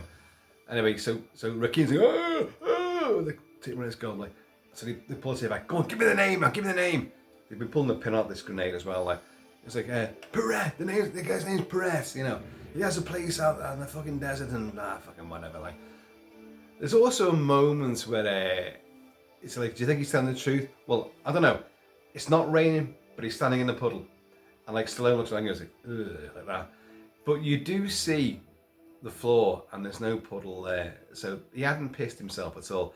But it's a kind of like, whatever. For the sake of a throwaway comment gimmick, but you haven't really, if a puddle had been there, that would have really worked, I think. Anyway. So they got the name now. So anyway, my contribution to birth control or whatever it is, like, he pulls the pin out and puts it down Rakeen's kex. It's like, and the two of them fucking leg it off like Stallone and Kurt Russell. But the grenade harmlessly falls out of his trouser leg. He goes, "Oh, bloody dad! You asshole!" All this. And you got like a, "Listen, were you bumping uglies with my sister?" Well, I wasn't bumping uglies with her. But by the way, you know, she's a free woman, and what are you trying to say, Cash? Well, she's very, very free, and I'm going to date your sister. Cash, I'm going to kill you. So you get this fucking, oh dear, there's some cringe-worthy bits of repartee. And this film is built on a lot of repartee and banter. So they now know the guy who's in charge, Jack Palance. So they go and go back to Michael J. Pollard, Owen, at the Q branch of LAPD, LAPDQ.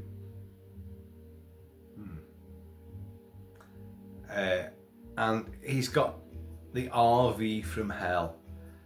Yeah, everyone loves this. I'm not sure what the vehicle is. I've seen people saying it's a Chevy Blazer, but that's from Jaws and from other movies, from Lone Wolf McQuade and all that. From Silent Rage. Chuck Norris. It looks nothing like that. It's souped up to hell and back. It's got onboard computers. It's got the most ridiculous fucking Gatling gun. It's a minigun.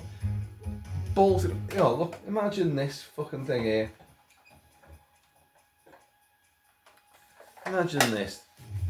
And like on this side, it's got a fucking huge carbuncle of a machine gun, a Gatling gun, bolted on like that. And it's bulletproof left, right, and centre and all that. But they then drive it out. They haven't test driven it at all. And you've got Michael J. Pollard, Owen, saying like, you know, that's it. You know, it's a one-off. It's a prototype. He's got his big fucking magnifying glass thing on his head again. Like, you can't take that. Well, we're insured. Oh, you're insured. Oh, okay. Are you sure? What the fuck are you on, man? You know. And who wants the pink papers for this? Satan, you know this. Anyway, they drive the fucking thing off. They haven't been shown what it can do, but they managed to drive this thing from some LA R&D, LAPD R&D depot, and drive through the streets with a fucking machine gun on it on the side of it. It's ridiculous, and no one stops them. And they drive out.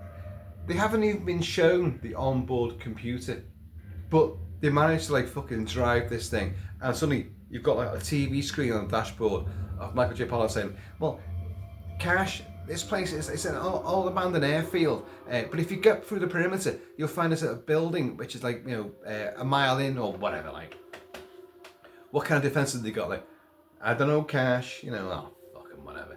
So they drive up there, and you get this film has a lot of posy arse shots. This one's by far the worst.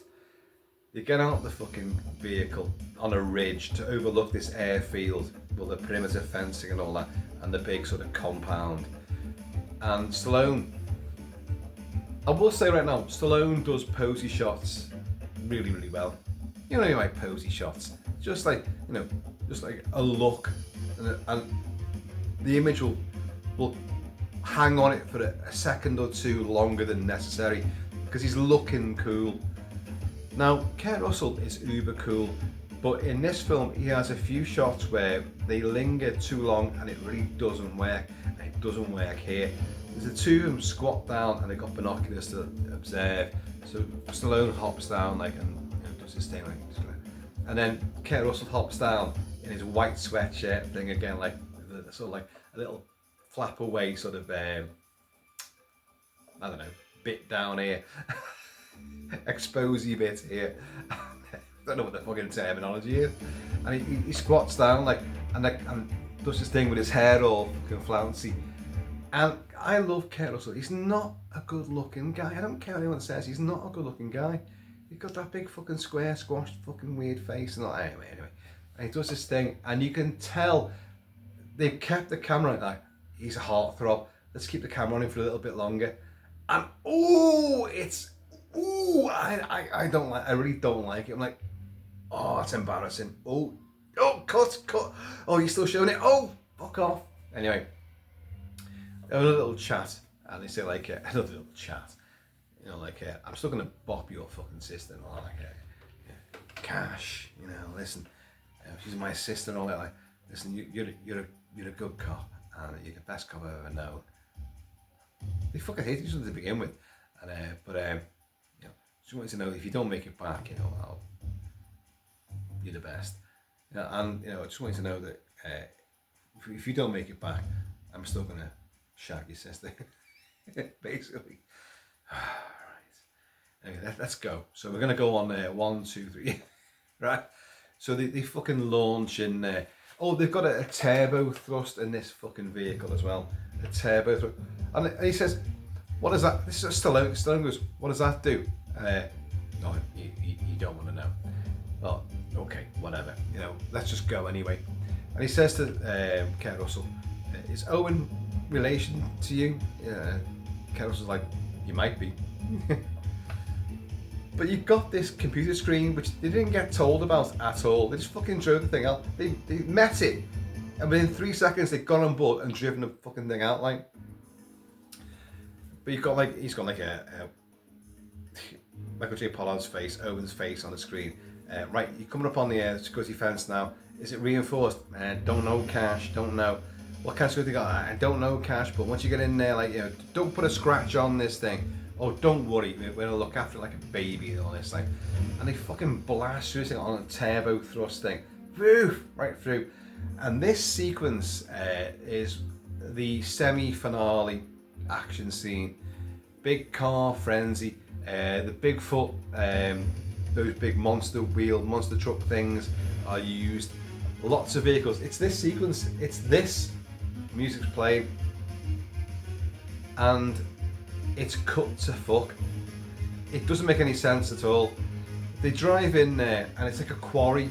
Think Arnie in Raw Deal. And they're driving on this thing and they've got their machine gun going and there's all explosions going off, and you've got Jack Palance and James Hong and the other guy, Lopez, who are like, they're kind of like, you know, it's the Pirates, you know, we're in trouble now. Yeah. Don't worry, they can't get in. My men will take care of them, says Jack Palance, and all this kind of stuff. And he's on the radio to all these drivers and these big fucking buggies and, like, you know, monster wheels, monster truck things. Lots of carnage takes place here. Tons of explosions, buildings are coming down, they're leaping over chasms and stuff like. The continuity is to hell and back. Loads of vehicles are in play. You don't see any of them get destroyed. Any of them, really. You might see a big fucking truck thing fall over the side of a ridge, and there's a bit of shooting taking place. It's all cut down. The MPAA did not want violence in this. Warner Brothers were terrified of after what happened with Cobra for Stallone, which was cut down to the bone.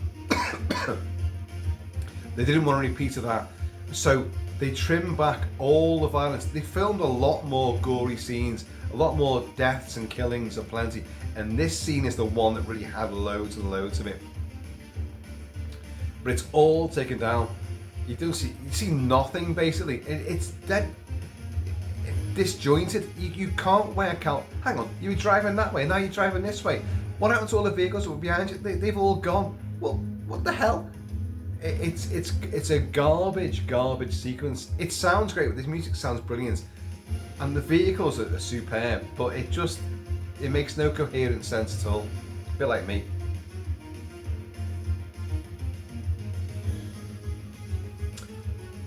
But the MPAA, Warner Brothers, just cut it all out.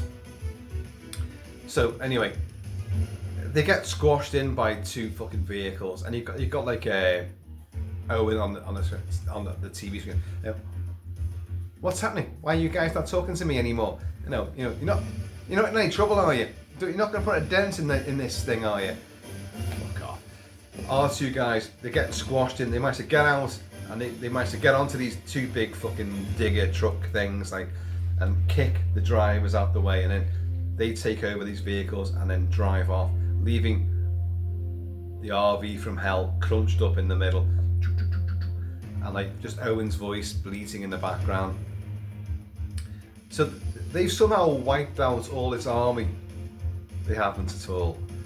And then they fucking plough through into the big warehouse. Now I should say that Perret wasn't just dealing with drugs, because you can quite clearly see in this sequence here, they have vast armaments of weaponry, huge arsenals of assault weapons and ammunition. It's almost like Dan Hidea's army in Commando. They've got all this sort of armaments for a big takeover. What was Perret planning? I don't know. But they're there. So and they plough in there. And they managed to get Uzis off I think the guys who were driving these trucks originally. They plough in there, get the Uzis. And here's the only gory bit in the movie, to be honest with you. A couple of guys come at them from either side, and they managed to both of them take them down with like sprays of blood with the Uzis. And there's something which someone can tell me what the hell this is all about. Throughout the film, or rather haphazardly mentioned, Cash owes a debt to Tango. I can't remember from what, from where, and how. I really can't remember. So, but Gabe fucking kills someone who's about to kill Stallone, and he goes like, like that, yeah. And then they go and pick up. So in other words, the debt's been repaid. What fucking debt was it? I don't know. And then they go and pick up some super duper hardware, some big weaponry. This is what really annoys me. These guns look ridiculous. They are fucking huge, and they have laser sights and big outlandish scopes on them. They're like huge, big fucking that thing. The razor, what are they called? Razor guns from Eraser with Arnold Schwarzenegger. They're kind of like that in a way. Do you know what they are? They're MP5As, which are little submachine guns, little assault weapons. But what they've done, that's what they are. But what they've done, they've extended the magazines and they've built this huge big housing and put these stupid sights, scopes and laser sights on top to make them these huge big boxy things, which are, they're massive, I know all you can see is me doing this, but I can see what this is meant to look like, and it's ridiculous. And they're just fucking MP5s. What the hell? I just don't get it. So they've got these big stupid weapons, and James Hong and as Quan and the other guy Lopez, this is daft. Jack Palance is going like, oh, you've got Stallone's there. It's like, they can't get in here, we're all right. So, just, don't worry. But these guys go for it and they start blasting away at our heroes, who then start blasting back and taking them down. And James Hong gets fucking machine gun in slow motion. And he dies, which is a shame. He's a fucking good actor, and he gets so squandered. His name's Quan. He gets squandered in this movie, and then Stallone, hang on, Kurt Russell takes out the other guy, Lopez, and he gets taken down, but he's not dead. He manages to get up and like fire a shot, and again, Gabe Cash saves Tango again, and again. See, this is the thing about the movie. It's been rewritten and rewritten so many times, and things which were in an earlier version are repeated because they've forgotten that it's already in the later version they've done. So you get so much repetition, and he pushes Tango out the way and gets fucking shot through the arm. Oh god, man! And then obviously this guy gets fucking shot again, like, and he's like, I fucking saved you there, like. He goes, oh, it's just a flick, it's a bullet, it's gone straight through. He goes, yeah, I've been shot plenty of times, and I felt lucky about it. A line from Lethal Weapon 2, a line from Die Hard as well. all the lines, you'll recognise all the lines from all the macho action movies of the 80s and the early 90s. So he's been shot there. In the meantime, a fucking detonator, a self-destruct has been activated, and we've seen a painted fingernail and a female hand come over to be forced to press the detonator button. Well, whose hand might that be then? I wonders, doesn't I? And so a big female voice comes on like, self-destruction mode has been activated, 11 minutes and blah blah fucking whatever, like. And so you've got all that taking place. Again, it's like mother's voice. So our boys, I'm running out of this now, aren't I have run out of it now officially.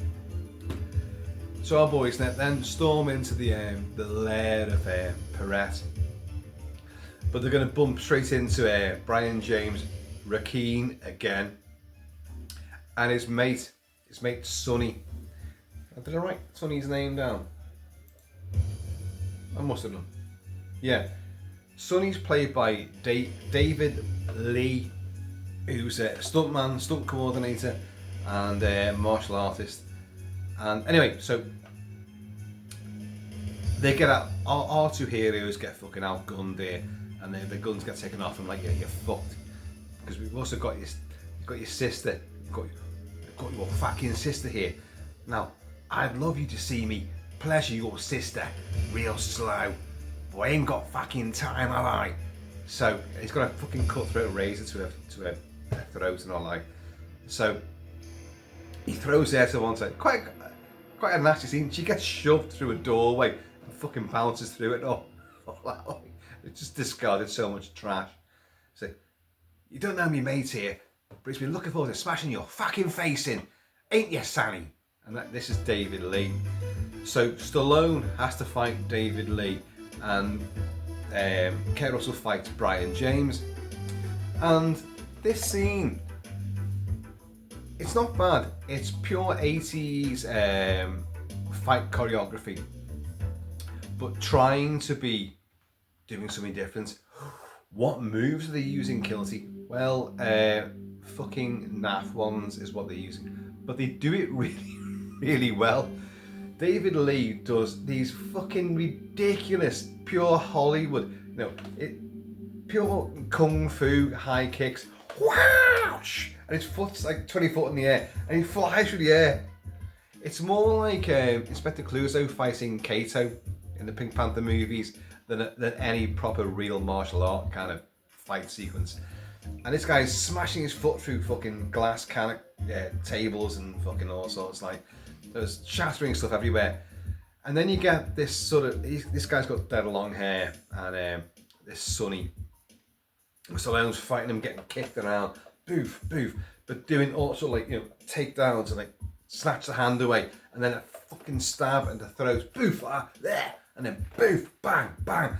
And then Stallone does a fucking reverse kick, which he did in Rambo 3. And it's nice to see him do it again, to be honest. But the fight, when you watch it now, I remember back when I first saw it, I thought, ooh, they're doing some really good stuff.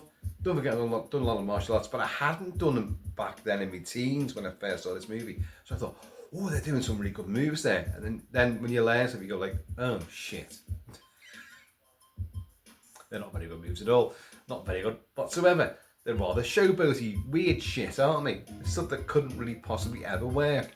But the fight's still there. It's just smashing of glass, like a chopping taking place, and boof, boof, bang, choo, pa, boof, boof.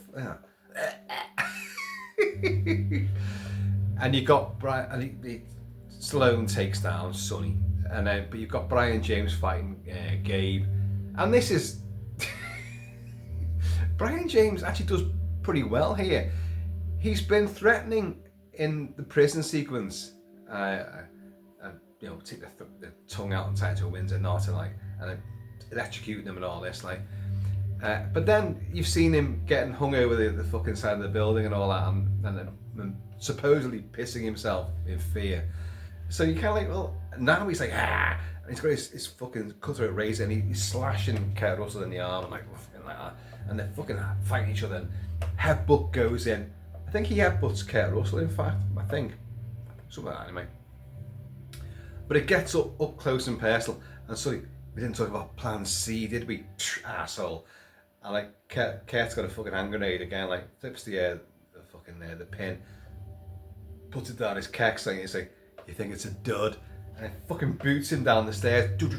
It's like, oh, boo! He does get blown to smithereens, literally. It's fucking great. But it's not over yet.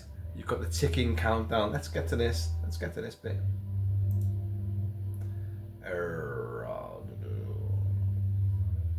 Would it be this?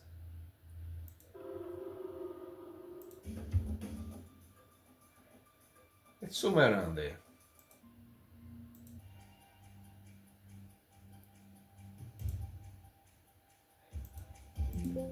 Because what's happened is like everyone's dead now except for Perrette, Jack Palance, who's now got a gun to Terry Hatcher's head. You know, when the great scorer comes to mark your name, he won't talk about I forgot the fucking line. You know, who won or lost, but how you played the game.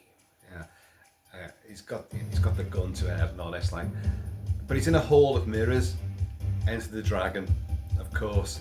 So they're trying to work out, which one's the real one, and the whole place is gonna fucking blow sky high any minute to this fucking countdown here. So like, yeah, you got him. I got him.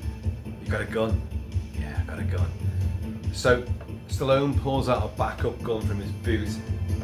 Bang, we go on 3, 1, 2, and they go on 2. Yeah, but Gabe has got his boot gun again. Oh, his fucking stupid boot gun. And he might, how would you aim that? How do you aim that? You know what I mean? It's not gonna happen, is it? And he falls back, and you get 2 bullets in Jack Palance's head. And down he goes. The door's about to shut, so they might have put something in, save the door. They've literally got a few seconds left before the whole place goes sky high. They get Terry Hatcher, they fucking leg it out there, like, and they're all running, and like the big explosion in the background, boom, boom, boom, boom, boom, boom, boom, and they're all there. The heroic trio at the end. They try to work out, how do you know which was the real one in the hall of mirrors? Is it the monogram was reversed? Well, look at the ring was in the wrong finger. Whatever. Are we clever or what? You know? No, you're fucking not clever at all. But who cares? So they killed the bad guy. They've got the girl back, and they're now safe, high and dry. They've cleared their names, but killed gazillions of people. Apparently, the film won't show you that, but apparently they've killed an army of goons. Anyway, so listen, Cash. I don't mind you dating my sister. I just don't want to get in that call at 4 a.m. in the morning that you've not come home and all that. Like, so, well, nothing's gonna happen to me. I live a charmed life. Live a charmed life. You've been electrocuted, beaten to pulp. You've been arrested. You've been put in prison. A charmed fucking life. Me ass, But I'm gonna date your sister. Simple as that. Like, oh, folks. And the film ends, and you get like with their big arrest, you get all pictures, the mug shots of the two of them, like, and throughout their entire career, the press loved these two guys. So, Ray Tango, Gabe Cash, another big bust, these guys are superheroes, blah blah blah, and then their big arrest, and and then finally at the end, the two of them do their two hands are together like that, and you get that as the final picture, as the film ends on a bit of a soft rock ballad from the late 80s, which I have not got, to be honest. So, but I've got Faltermeyer's score. By the way, Faltermeyer didn't do the final acts of all the big finale I just described. All the fight scene with Sonny and with Brian James, and the big countdown, and I think a lot of the vehicle sort of monster mash, monster truck brawl in the quarry. He didn't score most of that because the film went over budget, went over time. They rewrote it, they changed everything. Oh, can you come back? Harold, can you come back? He went, no, I can't, I'm doing something else. I can't come back. So Gary Chang came on board. So he scored the last part of the movie. And it's great because it blends totally in. It's exactly what, Faltermeyer would have done. So Gary Chang is basically a Faltermeyer by clone, The score is brilliant. It's pure synth. Obviously a Don't Go as well by Yuzu. Oh, we did play it before, didn't we? So, but it's great, isn't it? It's so pulse pounding and exciting. It's pure 80s, very, very synth. You'd have like a Silvestri with a Delta Force, obviously. You'd have John Carpenter with so many electronica scores. Tangerine Dream were popping up now and again, of course. Loads of electro synth scores at the time. Craig Seyfound and all that, a lot of stuff like. But this has got that kind of like, that really, beautiful bounce to it. And that beat. So, Tango and Cash, folks. We've gone over 2 hours on this already. And and I've gone through in a very, a drunken, sunburned, heat-struck fashion. I love it. It's not a great film at all. It's one of the naffest movies that both Stallone's ever made and Kurt Russell's ever made. They tried to get a sequel off the ground. Stallone wanted this. Kurt Russell wanted no part of it at all. Brian James brought in the Cockney accent. Jack Palance brought in the rats. Everyone added something to the movie which wasn't there to begin with. Brian James would only be in it for a couple of scenes, but ended up being one of the major characters in the movie. Jack Palance, I think, gets underused as the film goes on. During that big quarry chase, it's actually quite embarrassing when you see him, because he's watching this on all his myriad of TV screens. I think Jonathan Pryce in His One Never Dies, and he loves the media and all that, and he's like, get the sons of bitches, and it's like, come on, and he's willing these vehicles to come on and do their bit to take down our two heroes, but you're not seeing what's happening to these other guys trying to take down our heroes. It's all cut away, and then it'll go back to Jack Palance getting more and more enraged. Oh, get the sons of bitches, So he ends up being a bit of a throwaway character. After all his machinations and power and, give me someone that doesn't like you very much. In the shadows, he's very sinister then. And his whole plan, his Machiavellian sort of plan, to put them in prison and give them hell for the rest of their fucking term, and they'll never get out again, is genius, But you just wish that he had more of a commanding presence. He is a bit of a Blofeld, where Blofeld really, unless you're Terry Savalas, where Blofeld fucking fights and gives it loads on him. Majesty's Secret Service, big bobsleigh run, and he does a lot of stuff. He fights. Whereas most Blofelds don't do a damn thing. They just sit there and stroke a pussy. But I just figured Mr. Bond. But Tango and Cash. Folks, it's a great big trip down memory lane. It's a pure 80s guilty pleasure, of which we all have so many of them. My mate thought this was like a really, it's trying to be James Bond, and he didn't like James Bond, so that's why he didn't like this movie. I think it's great entertainment. It's real good fun. The dialogue is snappy, it's wisecracks. You know, Stallone will say something and Kurt Russell finishes it off with an instant retort, or vice versa. Kurt Russell owns the film with his sense of humour, and he's more of a wisecracking, ass-kicking, maverick, unpredictable sort of guy. Stallone, the weird thing is, Stallone's character is not meant to be like that, and yes, he kind of becomes a bit more like that as the film goes on. Whether you meant to think like, oh, he's learning from, sorry, it's the whiskey and the yakking for like 2 hours. Whether he's learning from Cash's sort of, you know, fly by the seat of my pants sort of thing, maybe, but that doesn't come across in the movie because the movie is so chopped and cut up and thrown together. As I say, you know, you could do a video literally on the background for this movie, and Stallone is a huge mover and shaker in the background of this movie.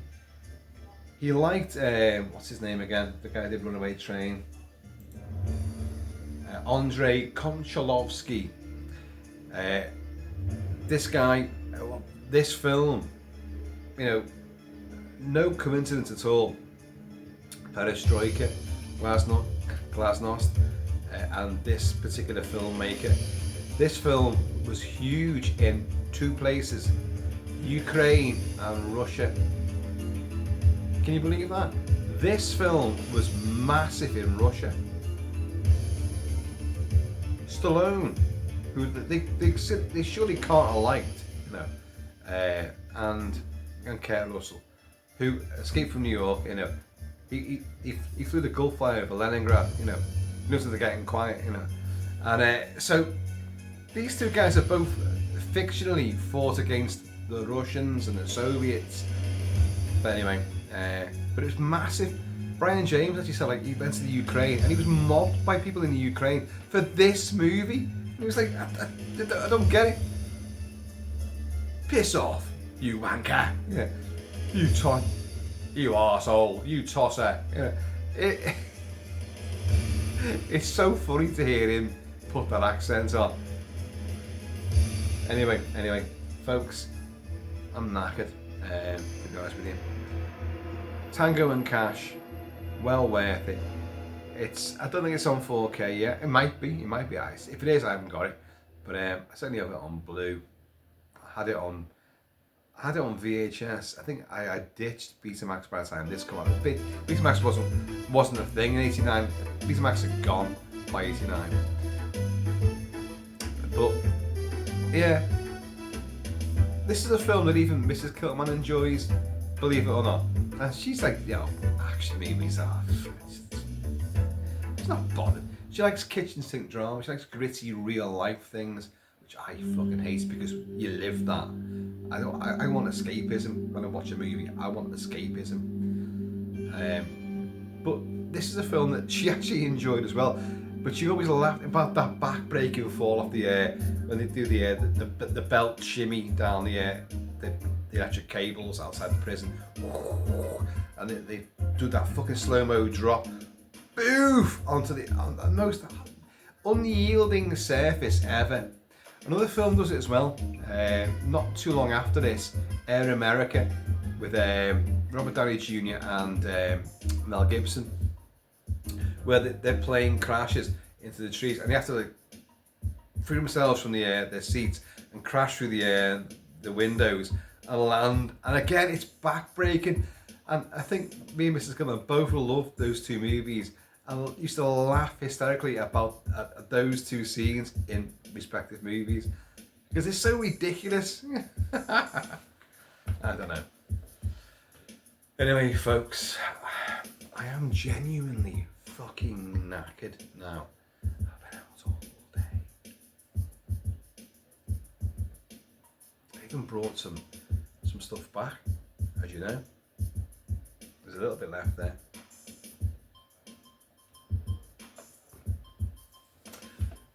But yeah, Tango Cash.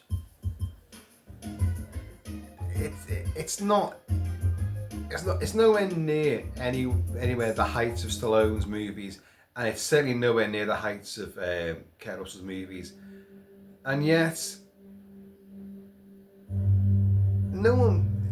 everyone loves the movie. They go like, oh god, it's good fun. It's a bit of cheese. It's so ridiculous. It's OTT, but have a blast with it because it's funny.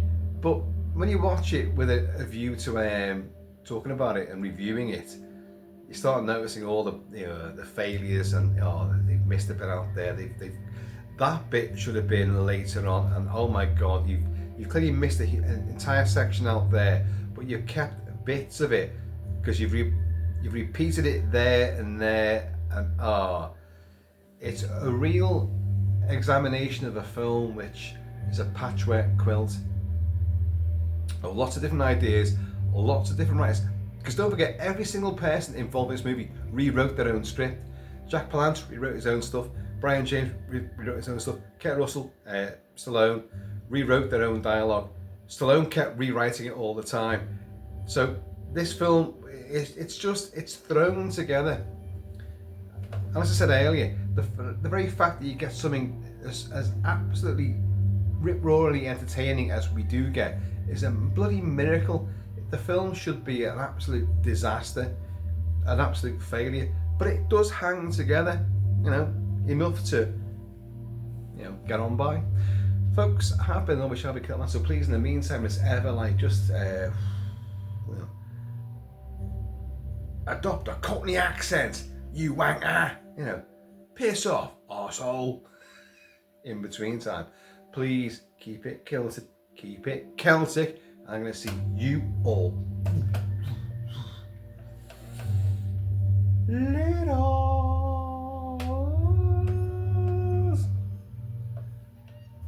80s. Gotta love it, haven't you? If only we could go back to the 80s. My hair lives in the 80s. My soul belongs to the 80s. Ah dear. Anyway, see you later.